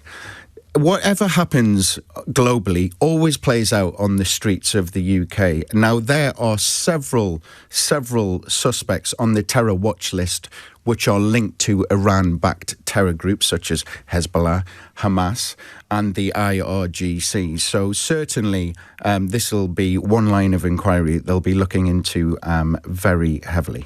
And I'd also just on a personal level urge you to just steer well clear of social media at a time like this if you want to spare yourself the horrors of exaggerations, blatant lies, speculations and misinformation, which can look very persuasive. It can look very realistic, but will be rooted in fantasy and worse. So LBC probably the best place you can turn to keep a clear eye on what is and indeed what is not unfolding. Andy Hughes, our crime correspondent, thank you very much indeed. Simon Mark scheduled immediately after this. Henry Riley with us at 12:45 for what is fast becoming the most popular feature in the history of LBC Radio. That is Riley's Reform Roundup, his now daily attempt to treat Nigel Farage's outfit with something like the levels of scrutiny that are usually reserved for parties, well, every other party in the country, quite frankly. And speaking of shameful journalism, one wonders quite how they're feeling over at the Daily Mail today with the fast-moving situation in the Middle East reaching sort of fever pitch, and they deciding to open their front page this morning with some absolute nonsense about Kemi Badenoch complaining that Keir Starmer didn't tell her that Tehran reportedly fired some missiles in the direction of Diego Garcia that were taken out of the sky some 400 miles shy of their target. I mean, some days you just need to double check that you're not going mad and everybody else is. But today was not one of those days. It's 11:45. James O'Brien on LBC. It's 11:48 at 10 o'clock this morning as I ran through a rather... I don't know, I hope a diverting list of all the things that Donald Trump has said are true and untrue at the same time. I should have reminded you that at 10 o'clock this morning, the US plan was to bomb power plants in Iran. And I should have said that by 12 o'clock today, or by 1 o'clock today, or possibly by 11:30, the US plan will probably be not to bomb power plants in Iran. And that is indeed where we are, with the President of the United States suggesting in an illiterate, a barely literate post on social media that the resolution of hostilities in the Middle East is close to being complete and total. But in the first instance, the mooted attacks on power plants in Iran will not go forward. I am also, like night follows day, I'm seeing some reports here that Iranian media is already reporting that there has been no direct or indirect contact with Trump, and claims, again in Iranian media, that he withdrew the threat after issuing that threat to attack West Asia energy facilities. So essentially, I think he called a 48-hour ultimatum, didn't he? And Iran appears to have either negotiated a settlement or... And again, I can't believe I'm saying this about a president of the United States of America. Iran has called his bluff and he's now lying about it. And again, I'm putting you on eyebrow watch. What did your eyebrows do then when I suggested that a president of the United States of America could quite easily have called a hostile state's bluff, I beg your pardon, have threatened a hostile state, had his bluff called and decided that the best way out of this would be to lie about it? That's probably where I'd put my money now, but not all of it. And certainly not before I've spoken to Simon Marks in Washington, D.C. You were already on hold when this dropped, were you? Well, I mean, I think that everybody that had watched what had taken place on the financial markets in Asia and in Europe over the last few hours, James, were very aware that there was a real possibility of a climb down. But the nature of this climb down, coming as it does in a message typed in all block capitals on the president's social media feed, including one particularly glorious spelling mistake, comes at a time when President Donald Trump has spent the last several days scrambling to find an off-ramp from Iran, and has issued a whole series of completely contradictory messages. On the one hand saying we're winding down, on the other hand issuing this ultimatum saying that if the Iranians didn't reopen the Strait of Hormuz, he was going to bomb their energy and power plant infrastructure back to the Stone Age. Then, of course, the president saying to a reporter over the weekend, I may have a plan or I may not have a plan, when he was asked about ground troops. But that phrase immediately became a motto inadvertently for the whole of Operation Epic Fury. Now the climb down, the Tucko moment, the Trump always chickens out moment. But there are more holes in this statement than you will find in a piece of Swiss cheese, because while he says and reveals, or claims, I think we have to say, that there have been 2 days of productive, very good conversations between the United States and Iran, he doesn't make it clear whether he's talking to the Iranian government. He simply says the country of Iran. He also doesn't make it clear if these are direct talks or whether, like the abandoned talks in Geneva, they were going through third parties. And most importantly of all, while he says that he is putting a hold on his plan to launch military strikes tonight against Iranian power plants and energy infrastructure, says he's putting that on hold for 5 days so that these talks can continue for the rest of the week. He makes no reference in this social media message to the Strait of Hormuz, which was, of course, the fundamental issue that his threat to bomb the power plants was supposed to deal with. He was calling on the Iranians to reopen the Strait of Hormuz, or he would start bombing their energy and power facilities. We don't know anything about whether the Iranians have agreed to do anything with regard to that strategic waterway from this message. So far more questions than answers. And I think the timing of this, coming as it did, just after 7 o'clock in the morning here on the East Coast, as Americans were pouring themselves a bowl of cornflakes, certainly at least here on the eastern seaboard, couple of hours before the financial markets were about to open in New York. I think it tells you everything about the urgency with which the president wanted to avoid a set of circumstances in which the markets were going to plunge and the oil price once again was going to soar. But the markets have responded as they always do, because they, for reasons I don't fully understand, they can't deploy the sort of scepticism and cynicism that you and I now do whenever Donald Trump speaks. They have to respond to what he has most recently said, and those prices came down fairly swiftly. So some started creeping back up again, presumably as people start betting on the likelihood of a reverse ferret or an Iranian denial or even a Donald Trump sort of U-turn on the issue. So we'll watch that with interest. It also, of course, throws open the online speculation about whether Donald Trump is motivated by manipulation of the markets, but I think we can probably leave that alone for now. Just take us back with a reminder that not everybody pays as close attention to things as you do, as about that desperation for an off-ramp. Why do you use that phrase, Simon? Well, because it's because he's naked as a jaybird as an emperor in the Oval Office. I mean, because we have all completely realised, I mean, I think, many of us already suspected it, but we've all completely realised over the last week that there was no strategic plan, there were no adequate preparations made by the Pentagon with regard to arguably what was always going to be the most critical piece of Iran's response to this joint US and Israeli military action, namely its capacity essentially to control the price of oil by controlling traffic that transited through the Strait of Hormuz. I mean, you've seen Monday morning quarterbacking taking place here by people like former National Security Advisor John Bolton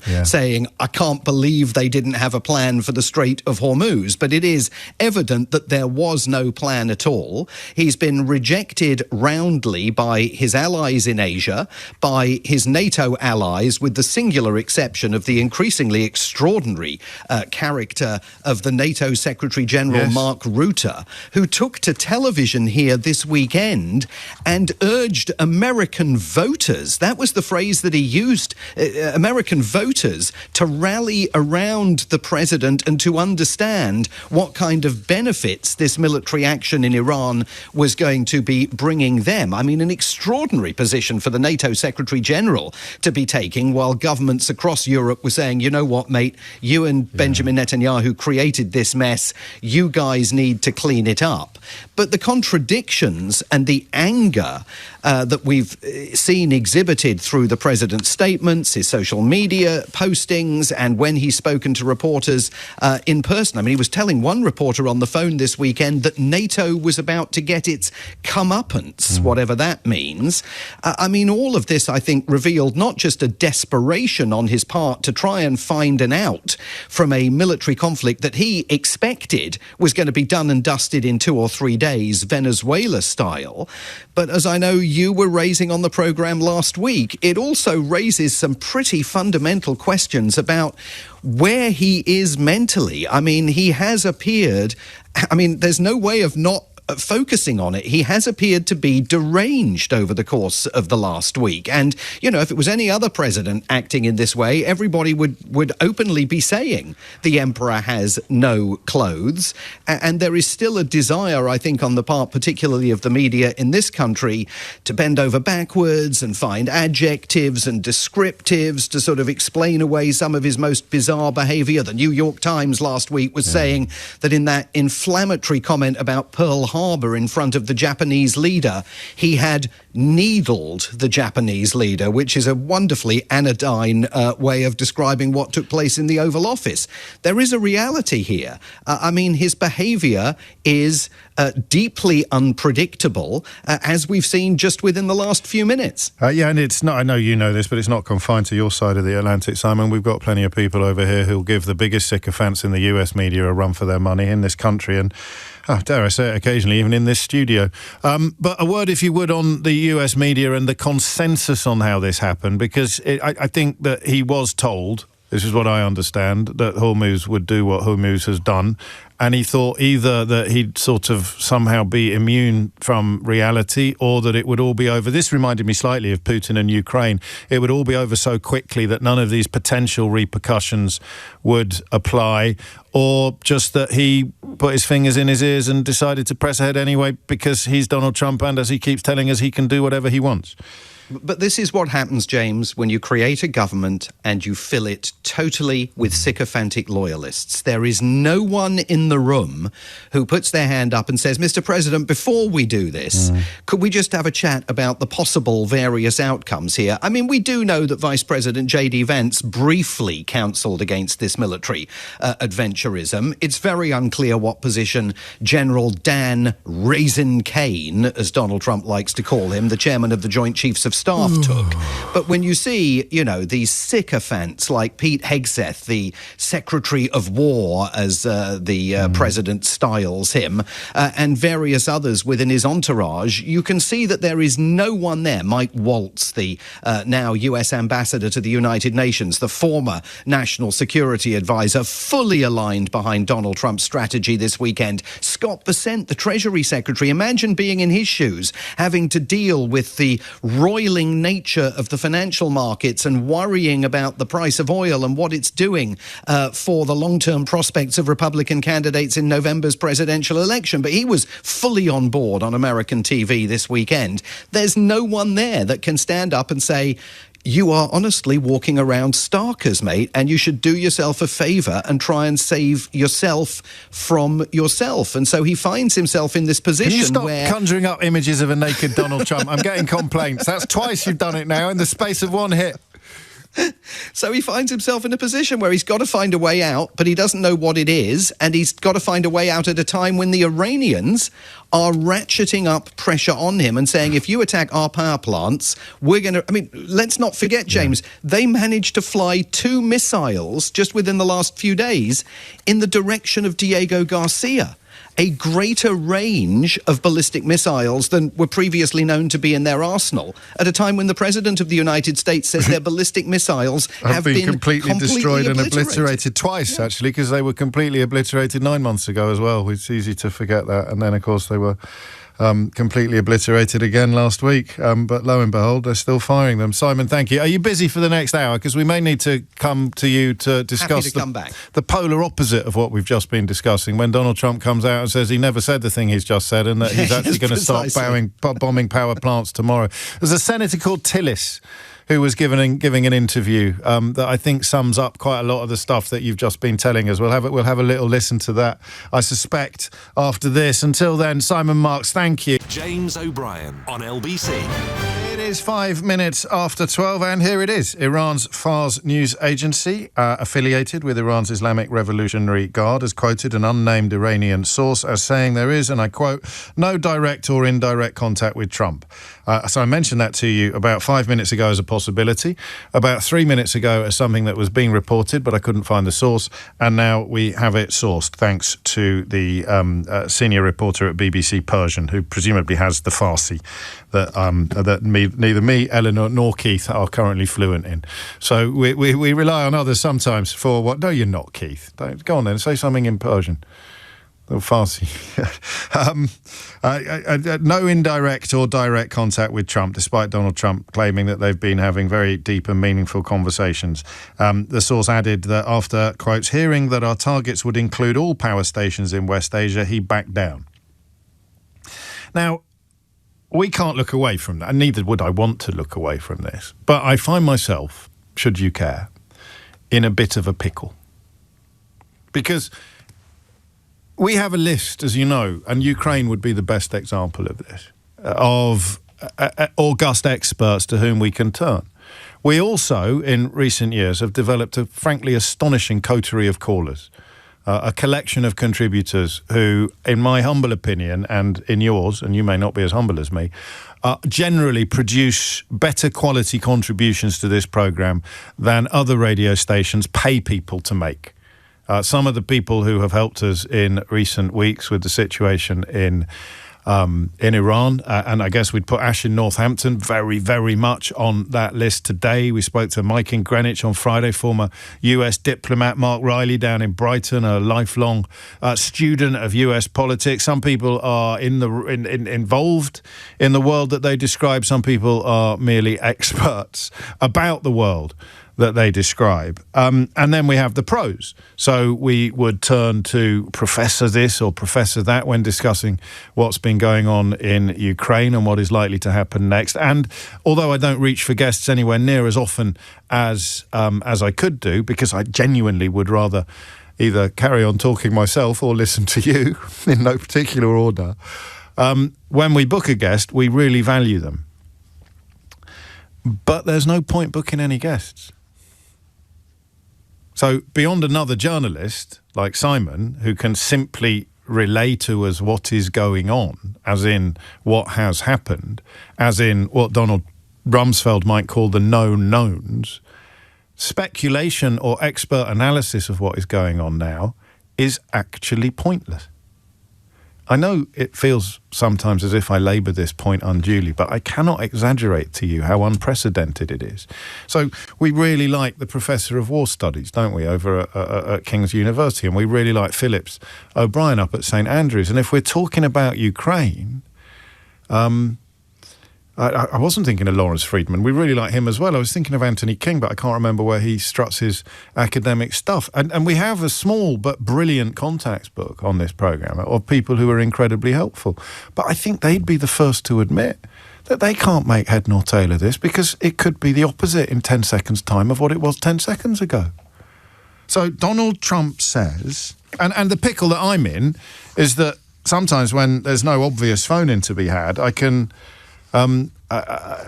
entertain you and illuminate you with my own attempts at analysing what's going on, and then enlist a couple of experts to help.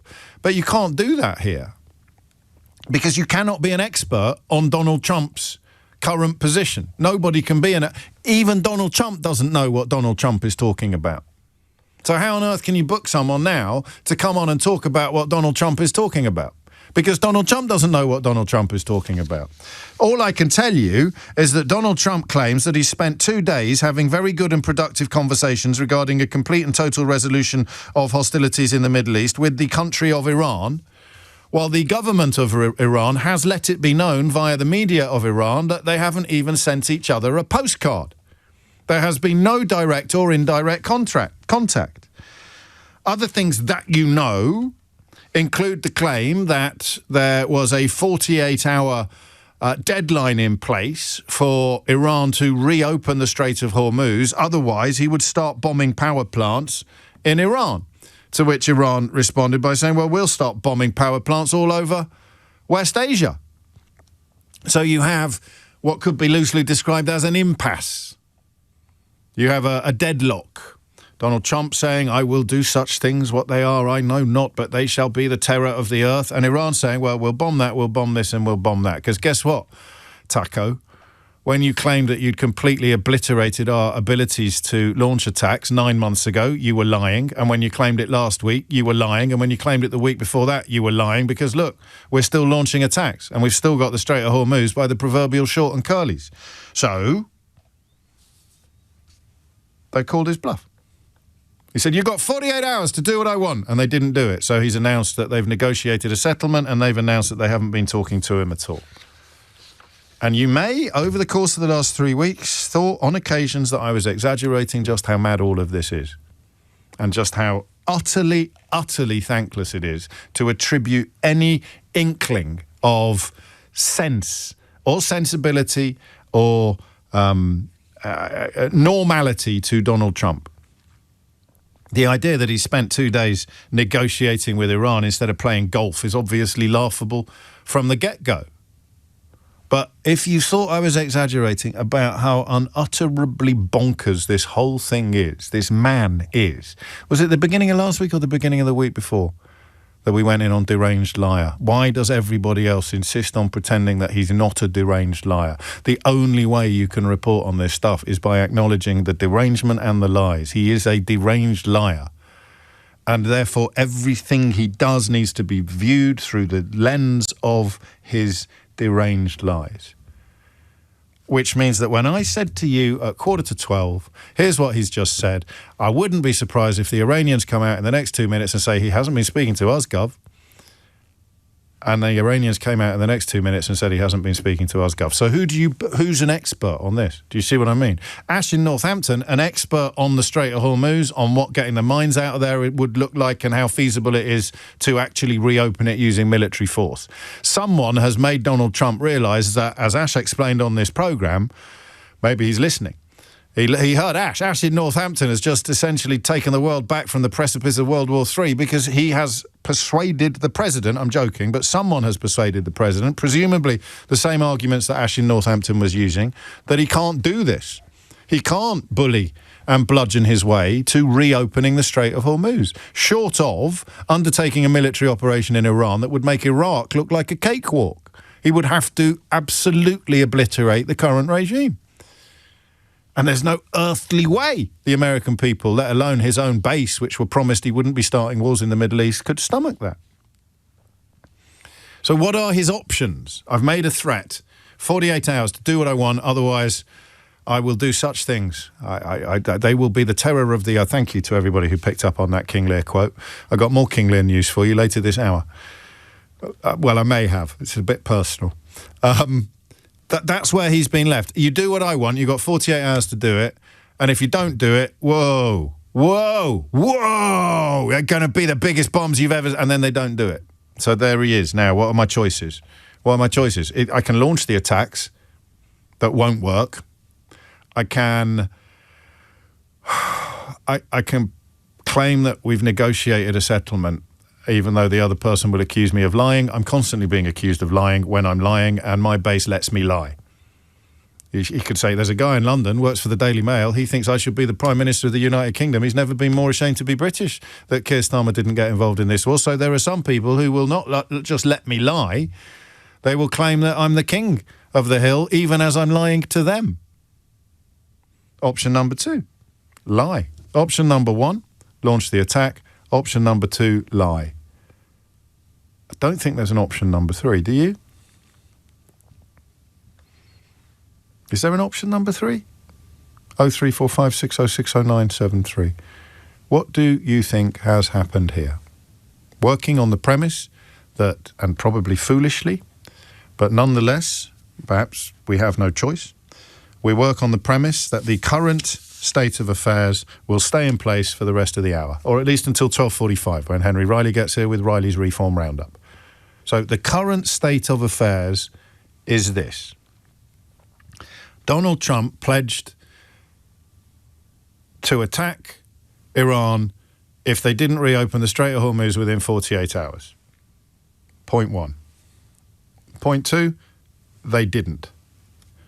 Point 3, he has announced that they have negotiated a ceasefire on that particular front.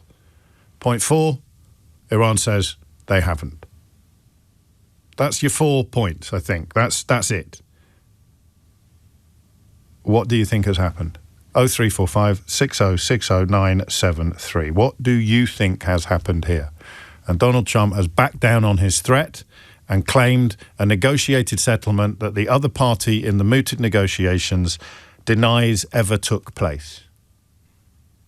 What do you think has happened here? And remember, I can't book experts, so your opinion is as valid as anybody's.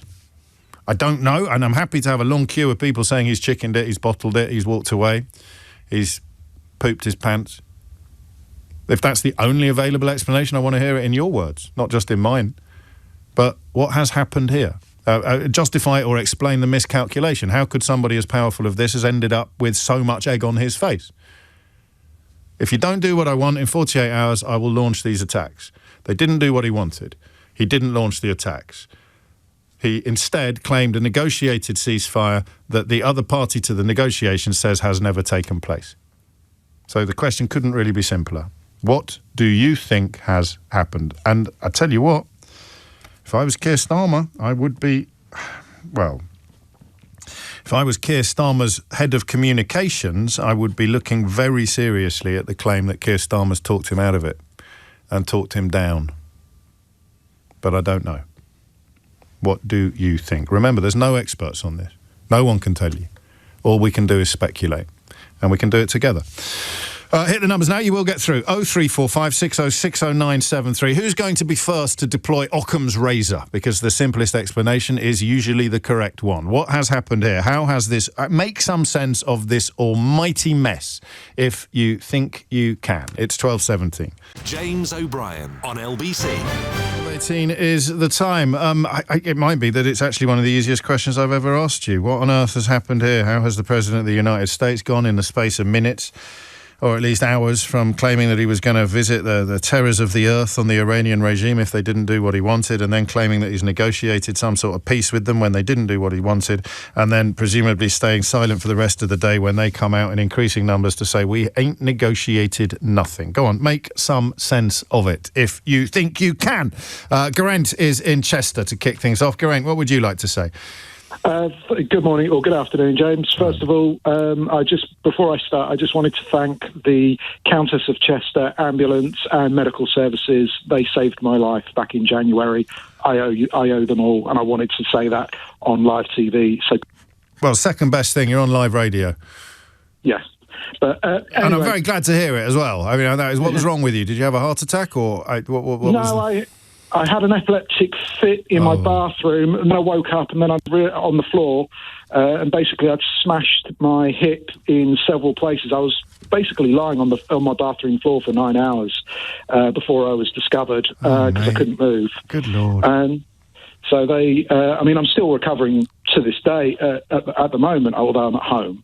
But yeah, they saved my life. So I just. Well, I'm happy for you. I mean, I'm very happy for you to have availed yourself. You took me a little bit by surprise there, Geraint. I cannot lie, but I'm delighted to be the conduit through which you offer your congratulations to the Countess of Chester. Is that the name of the ambulance you were in, or the hospital? The hospital. So it's not the actual countess. It's not the actual countess who found you on the bathroom floor. I don't know why I've got images of that song by Shaggy coming into my head at this point. You were not on the bathroom floor with the Countess of Chester. That was the name of the hospital to which you were taken by ambulance, where they saved your life. So thank you and congratulations to all involved. Now, to less serious matters. To less serious matters, I mean, I can't say that this is accurate. This is just speculation on my part, but it feels like Trump is playing the markets. He's manipulating the markets. He gets this out American time about 7 o'clock before the markets open, and then he's got a 5-day deadline, which just so happens to be when the markets close again. So if he does attack, it'll be after the markets close, and he's just been playing them, basically. Yeah, I mean, I think not that long ago, I was allergic to both dead cats and conspiracy theories, and this is close to a conspiracy theory, but it is Donald Trump we're talking about, so no bets are off, are they? Anything is possible. Crude... so the rates are rallying, equity futures are spiking. This isn't a ceasefire, it is simply an announcement that one thing mooted to happen isn't going to happen, albeit that he's talked about the possibility of a complete and total resolution of our hostilities. But the markets respond like the markets respond. Somebody makes a ton of money and some people lose a ton of money. I don't know that I'd bet my house on it, mate, to be honest with you. No, I could be wrong. I mean, it was just an idea. It was just the timing of it. Like, 5 days. Oh, he's got that out just before the markets open. And I'm very well prepared to be wrong. It was an idea, that's all. So, that's all we're after. I mean, this is the nature of vacuums. As I've said many times on this programme, when a vacuum is created, absolutely anything can move into it. And what would a Trump loyalist say at this point? Should we see if we can get Dick Littlejohn on the line? I mean, what would a Trump sycophant, what would somebody who's disappeared so far up Donald Trump's backside have to say about this? Is it not a humiliating climb down? It's a glorious victory. What I love about Trump sycophants is that whatever they say now will become wrong or redundant in about an hour.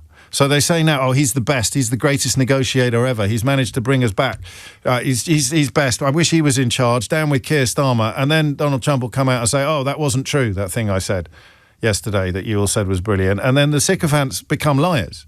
It's like being a racist. You become a liar the minute you become a sycophant. You become a liar the minute you become a racist. And Donald Trump, of course, is surrounded by sycophants and racists. But what would a Trump loyalist say about this? He's negotiated with Iran, but Iran say that he hasn't. But you can't trust what Iran says. To be honest with you, I don't trust what Iran says, but I don't trust what Donald Trump says either. So who the hell are you going to believe? And how have we in the West ended up in a place where we are treating the ludicrous US regime and the hideous Iranian regime as being equally untrustworthy? I do not know. But what I want to know is what you think has happened here. Let me run you through that statement on Truth Social just an hour or so ago. And I'm going to read it as it's written because there's a mistake in the third word. This is where the other thing that moves into the vacuum becomes pertinent, and the possibility of not just being deranged, but genuinely medical dementia being part of the problem now. I am pleased to report, if you're going to write something like this, you'd have thought you'd have not made any major mistakes until about halfway through it. To have a massive syntactical error in the third word of the statement speaks to me of something quite serious. If it was Joe Biden, they probably would have carted him away by now. I am pleased to report that the United States of America and the country of Iran have had over the last 2 days very good and productive conversations regarding a complete and total resolution of our hostilities in the Middle East. Based on the tenor and tone of these in-depth, detailed and constructive conversations, it's the rule of three. I wonder if you know he's lying because he's trying so hard to prove that he isn't. So he's talking about conversations that didn't take place. How would a very basic liar try to cover up the fact that the conversations he's talking about didn't take place? Answer, detail. You just pile as much detail onto the false claim as you can. So then it becomes this. Based on the tenor and tone of these in-depth, detailed and constructive conversations, which definitely took place, and which, spelt wrong, spelt like a wicked witch, will continue throughout the week, I have instructed the Department of War to postpone any and all military strikes against Iranian power plants and energy structure for a 5-day period, subject to the success of the ongoing meetings and discussions. I think the line that's missing is the one that I just said out loud. The line that is missing from this is the line, which most definitely took place and I am definitely not lying about. I mean, you can read that between the lines, right? The tenor and tone of these in-depth, detailed and constructive conversations, which definitely took place, when Iran say they didn't. And who are you going to trust? Trump or Iran? I mean, I wouldn't want to make that call. Rachel's in Wigan. Rachel, what would you like to say? Hi, James. I'm really sorry. I also hate dead cats and conspiracy theories, but I'm afraid I've got another one. Go on, then. I was trying to think of why on earth a person would say they were in negotiations for a ceasefire or in ceasefire while they negotiate if they are not. And I've come up with an idea. Yeah, Potentially, go on. Could Trump be doing this so that he can... So, for example, if he says, I'm in negotiations with Iran, we're not going to hit them, and then Iran hits the US or send off a missile... Well, that's not going to happen. That's not going to happen. They're acting in bad faith, you see. If Iran now strikes anything, they're acting in bad faith because the US have told everybody that they're in talks, they're in ceasefire. So then his retaliation to that seems justified to the world, or more justified than it would be otherwise. Yeah, I mean, do you know what you're doing? You're making a mistake I made until about 3 months ago. Thinking he's clever. Well, applying logic, bringing in some semblance of logic when trying to unravel whatever it is that the ludicrous man-child has done most recently. And also, even if he was a logical president doing what you've described, it wouldn't quite work because Iran was threatening to attack power plants in West Asia in retaliation to the power plants he was threatening to attack. So if he doesn't attack them, then that retaliation gets taken off the board. The big question now is what happens to the Strait of Hormuz, whether it reopens or not. Well, anything's possible at the moment, isn't it? That's what everybody will be watching. Anything is possible, and I have to keep checking the wires and checking the time, Rachel, to make sure that the situation hasn't completely reversed, not just changed. You're doing breaking news on the radio. You're always keeping an eye on the possibility that things will change, but to keep your eye on the possibility that what was true 10 minutes ago is completely untrue now is territory that none of us are familiar with. Earlier mistakes have been corrected. It is 27 minutes after 12. You are listening to James O'Brien on LBC. Michelle is in New Jersey. There we go. Michelle, what do you reckon? Hi, James. Hey, Michelle. I don't trust anything that Donald Trump says, and I think that he's not being truthful. It's a Monday, so I'm being kind with my words now because I haven't had the week of his ridiculous behavior to kind of set in. But yeah, and if I was Iran, I wouldn't really trust the United States. That sounds crazy, but they've been in negotiations. Well, it sounds crazy if anyone has a sort of historical context that goes back further than 18 months. But if you, well, I mean that genuinely. And you know, pre-second term Trump, the idea that you'd be cautioning Iran not to trust America would sound ridiculous. But now, I mean, they were on the brink of signing a settlement that would have essentially nixed the enrichment of uranium. Everybody involved in those negotiations was confident they were going well. Whether or not Witkoff and Kushner misled President Trump, whether they didn't understand what they were negotiating, because they both have a background in real estate, not in uranium. Iran was about to do it, and then they bombed them anyway. So they're not going to trust anybody here again.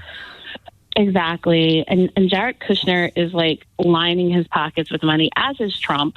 And so the United States has done this twice where, you know, to your point, they've been in negotiations and then bombed. So like, why would they trust them? And if I was Iran, not that I'm advising Iran, but I would probably hold out until there's a real economic impact to the United States. Because right now gas prices are going up. But we used to be able to rely on like the moral compass of the United States. That's no longer. I mean, that's gone away with the fact that like they bombed a school. You know, on day one. So there's not the moral. Yeah, exactly. So there's not this moral compass where we're like, oh, okay, like that's not wrong. So now it's just you have to rely on like the economic impact to, you know, the United States for anything to like really change.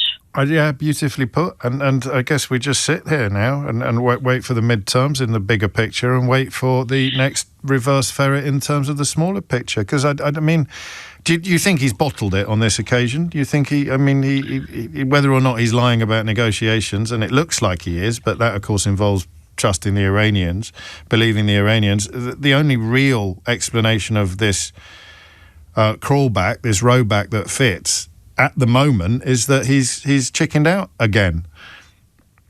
He has, and this is what I was telling your producer, is that I feel that he relies on the fact that he's kind of hobbled the United States press.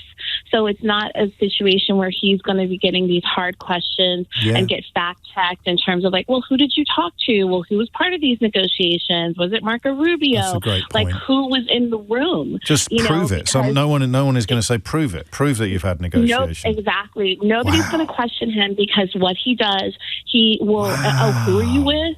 Oh, you're with CNN. This is fake news, blah, blah, blah. So they either have to have their station be berated or themselves be personally attacked. And he relies on the fact that, like, nobody wants to go through that. They don't want their access to the press corps to be jeopardized. So he relies on the fact that he's not going to be questioned. Even when he gets, like, the gender of, like, president wrong, of Ireland nobody says, got the gender wrong, made his comments about Pearl Harbor. Not a man, that's a woman. Like, if, to your point, if that had been Joe Biden, it would have been like crazy coverage. But here's another point: if that had been Kamala or if that had been President Obama, we had to go through months of coverage because President Obama wore a tan suit. This is true. And it was like, oh, come on, it's unpresidential, you know. But now, even like he does so much stuff that even like the most egregious behavior, like what he said about the death of Robert Mueller this weekend, he said, "Oh, good, I'm glad he's dead." You took the words out of my mouth. Shocking. Well, that proves your point, because we do a pretty good job, I hope, on this programme of keeping as abreast as we can of the latest aberrations and the latest egregious behaviour. And you do a great job. Well, we do our best. This is why I'm calling from America. Well, that's a great compliment. You do a masterful job. But it's 12:30, Michelle, here in the UK, and I haven't mentioned Robert Mueller yet. I haven't mentioned, because there's so much else to get through before you get through that. We barely mentioned the comments about Pearl Harbor last week, and when we did, we were a bit late, because how do you keep up with it? How do you stay on top of it all? But the Robert Mueller comments are absolutely off the charts. They're terrible. They're absolutely terrible. In the United States, there's a saying, I don't know if it like goes around, but it's the spaghetti against the wall, where you throw the spaghetti up and then it's like, what is sticking to the wall? Yeah. And that's what it is with Donald Trump. He does so much stuff just that impacts Americans on a local level, but it's not nationally newsworthy, you know, in terms of how he's impacting our education system, the amount of money that we can borrow just to go to college and, you know, educate our children. He's limited that.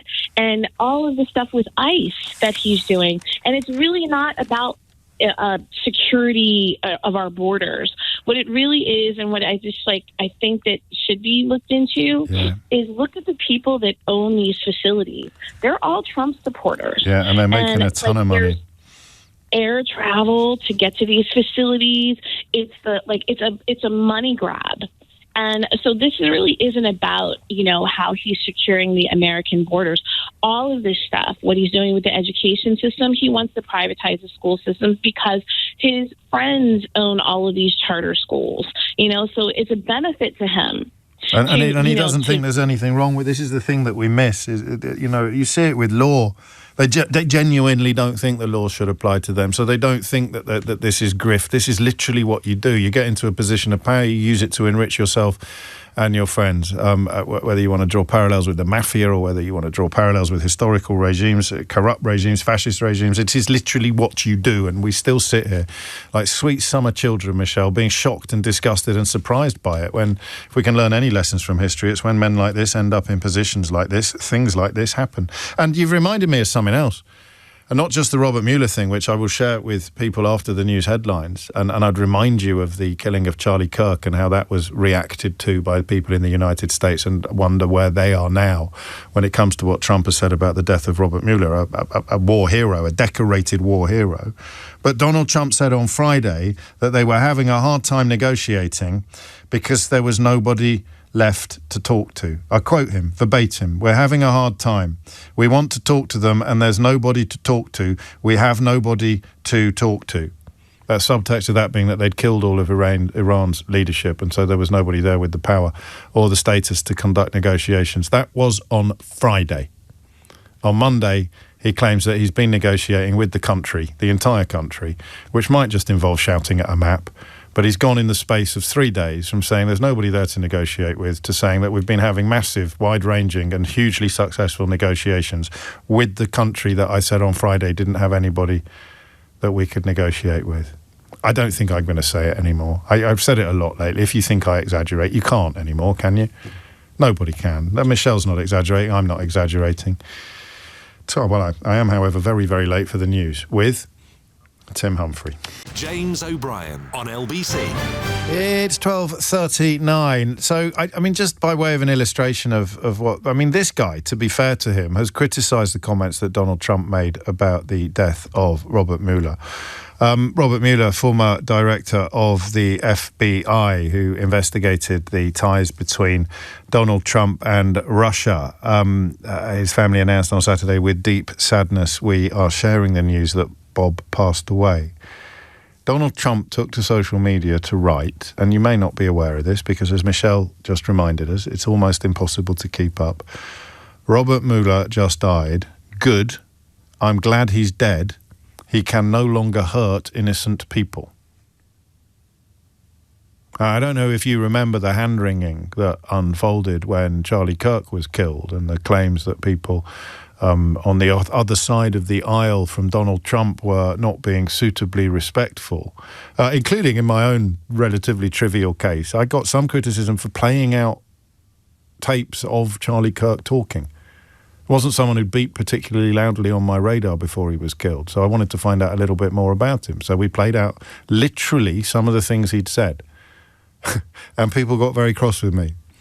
I still don't really understand why, well, except for the obvious explanation that you're getting cross with yourself, not me, because that's the guy that that you're mourning. But these are the things that he said, and those are the people who have had nothing to say about Donald Trump literally celebrating the death of a war hero, the death of an American war hero. And that 448-page report, which many felt didn't go far enough, laid out in black and white the substantial contacts between the Trump campaign and Russia. He also laid out details of Trump's probably illegal efforts to seize control of the entire investigation and even shut it down. I mean, just a very, very well-respected American hero. 2001 terrorist attacks on the US and its aftermath saw the FBI that he was leading undertake a sort of revolution in terrorist pursuit. And he was also a Vietnam veteran. And when he died, I think he won the Purple Heart, won all sorts of medals. And when he died, Donald Trump said, "Good, I'm glad he's dead." Anyway, Tom Tillis, who is a Republican senator, found it within himself to criticise those comments by Donald Trump with regard to Robert Mueller's death. But here's the problem, is that if you have signed up for this campaign, you have sold your credibility on the altar of your Donald Trump worship. So forget about the pathetic British journalists and political figures who have done that, and you can pick your favourite. Kemi Badenoch, probably the most obvious, Nigel Farage the most egregious, Dick Littlejohn in the Daily Mail the most ridiculous.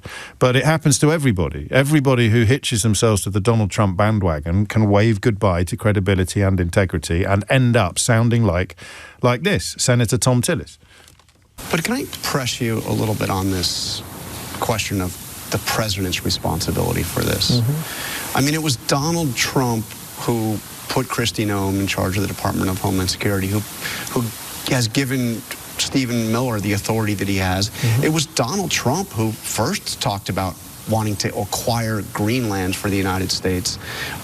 These are his policies and the people he chose to execute them. Doesn't the buck stop with him? No, I still think that it goes back to the advice that they're getting. And if one person can't convince the president, then you get some of the other people together. With respect to noms, most of the time the president's probably not going, this is my list of noms, go figure out which one you want. People are bringing forth noms to him. I wouldn't expect him to have an encyclopedic knowledge of all the people that he's put forward. Again, I go back to who was responsible for actually putting forth Kristi Noem as a nom. What was that process about? I don't have any problem with Kristi Noem, the person, but it was clear to me that no one should have said that experience she had as governor or the brief period of time that she was a House member qualified her to run such an enormously complex and consequential organization as the Department of Homeland Security and FEMA. So I'm just saying more people around him need to say, guys, we got to look at this in terms of the probability of her being successful.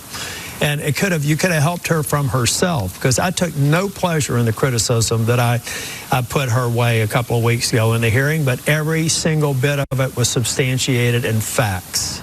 Incredible. That's Jonathan Carr from ABC News asking questions that I'd like to hear some other members of the Donald Trump fan club asked. How much responsibility does he bear for his decisions? Answer, none. Answer, none. Downing Street have welcomed Donald Trump's latest announcement. I'm not putting this on the prediction list because I don't want to spoil my 100% record. I would not be surprised if Starmer has played a role in persuading Donald Trump that he was on a hiding to nothing here. And not least because I've been reading the Chilcot checklist since I got it laminated. Downing Street have said any reports of productive talks are welcome. God, that's diplomatic.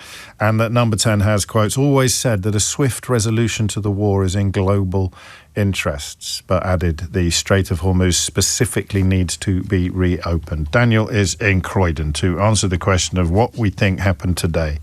Daniel, what have you got?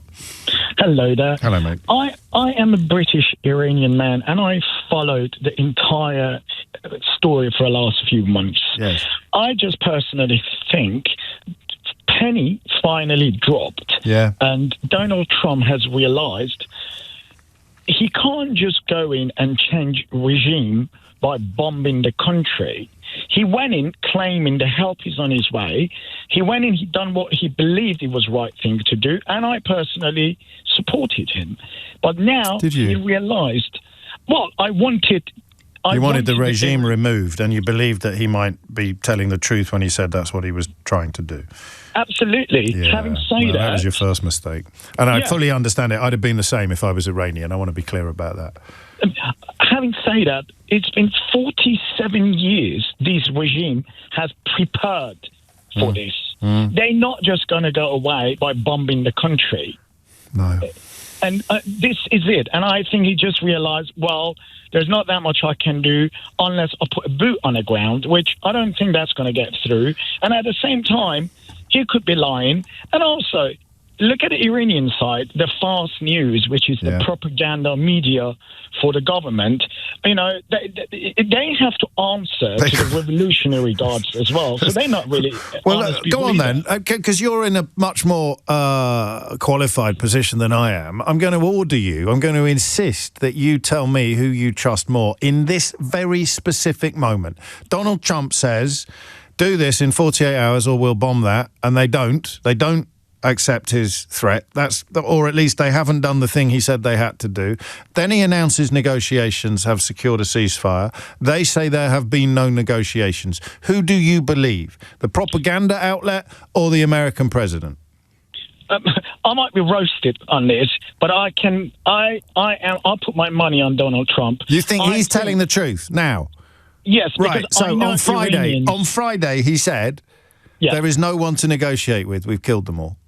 And on Monday, he said, we've been having negotiations for 2 days. So was he lying on Friday?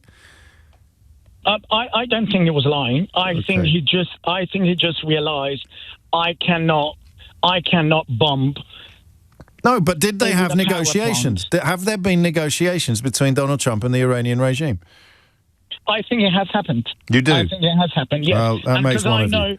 I know Iranian government, they never, ever would tell you the truth. Well, let me introduce you to Donald Trump, Daniel. Here is someone else who will never, ever tell you the truth. That's why I'm intrigued by the question. I mean, I don't have to choose because I'm not on the radio with a blowhard presenter insisting that I pick a side in an almost impossible thing. But I mean, how on earth? I mean, they're both propaganda outlets. One's the president, one's a propaganda outlet. They're both proven liars. They've both got a completely... Do you believe when Iranians said... No. They don't finish the sentence. No, I don't. I think they lie all the time. But so does Donald Trump. So who do you decide is lying now?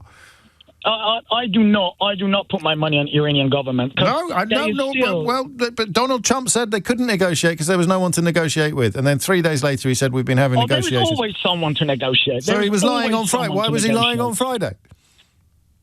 Because he is a liar. But when it comes to this... He's not the biggest liar. He's not... Would you like to buy a bridge? Look, would I trust him? No, but I know dealing with the Iranians... Mate, you've highlighted it perfectly. You've highlighted it perfectly, which is why I said at the beginning of this hour, there's no such thing as expertise in this place. There is just experience, and your experience involves more knowledge of the Iranian regime than it does of Donald Trump, and therefore you wouldn't trust a single syllable that comes out of their state-sanctioned mouths.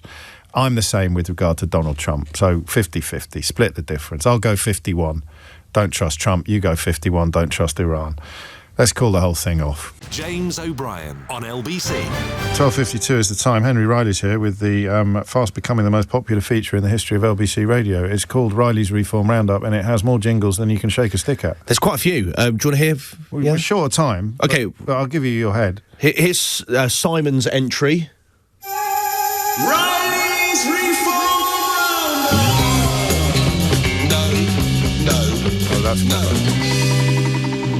That's clever. Yeah. And then we'll save some others, but one other quick one is, this is from Bradley. It's called Unlimited, Keith. That's the Unlimited one. It ain't half hot, mum. No.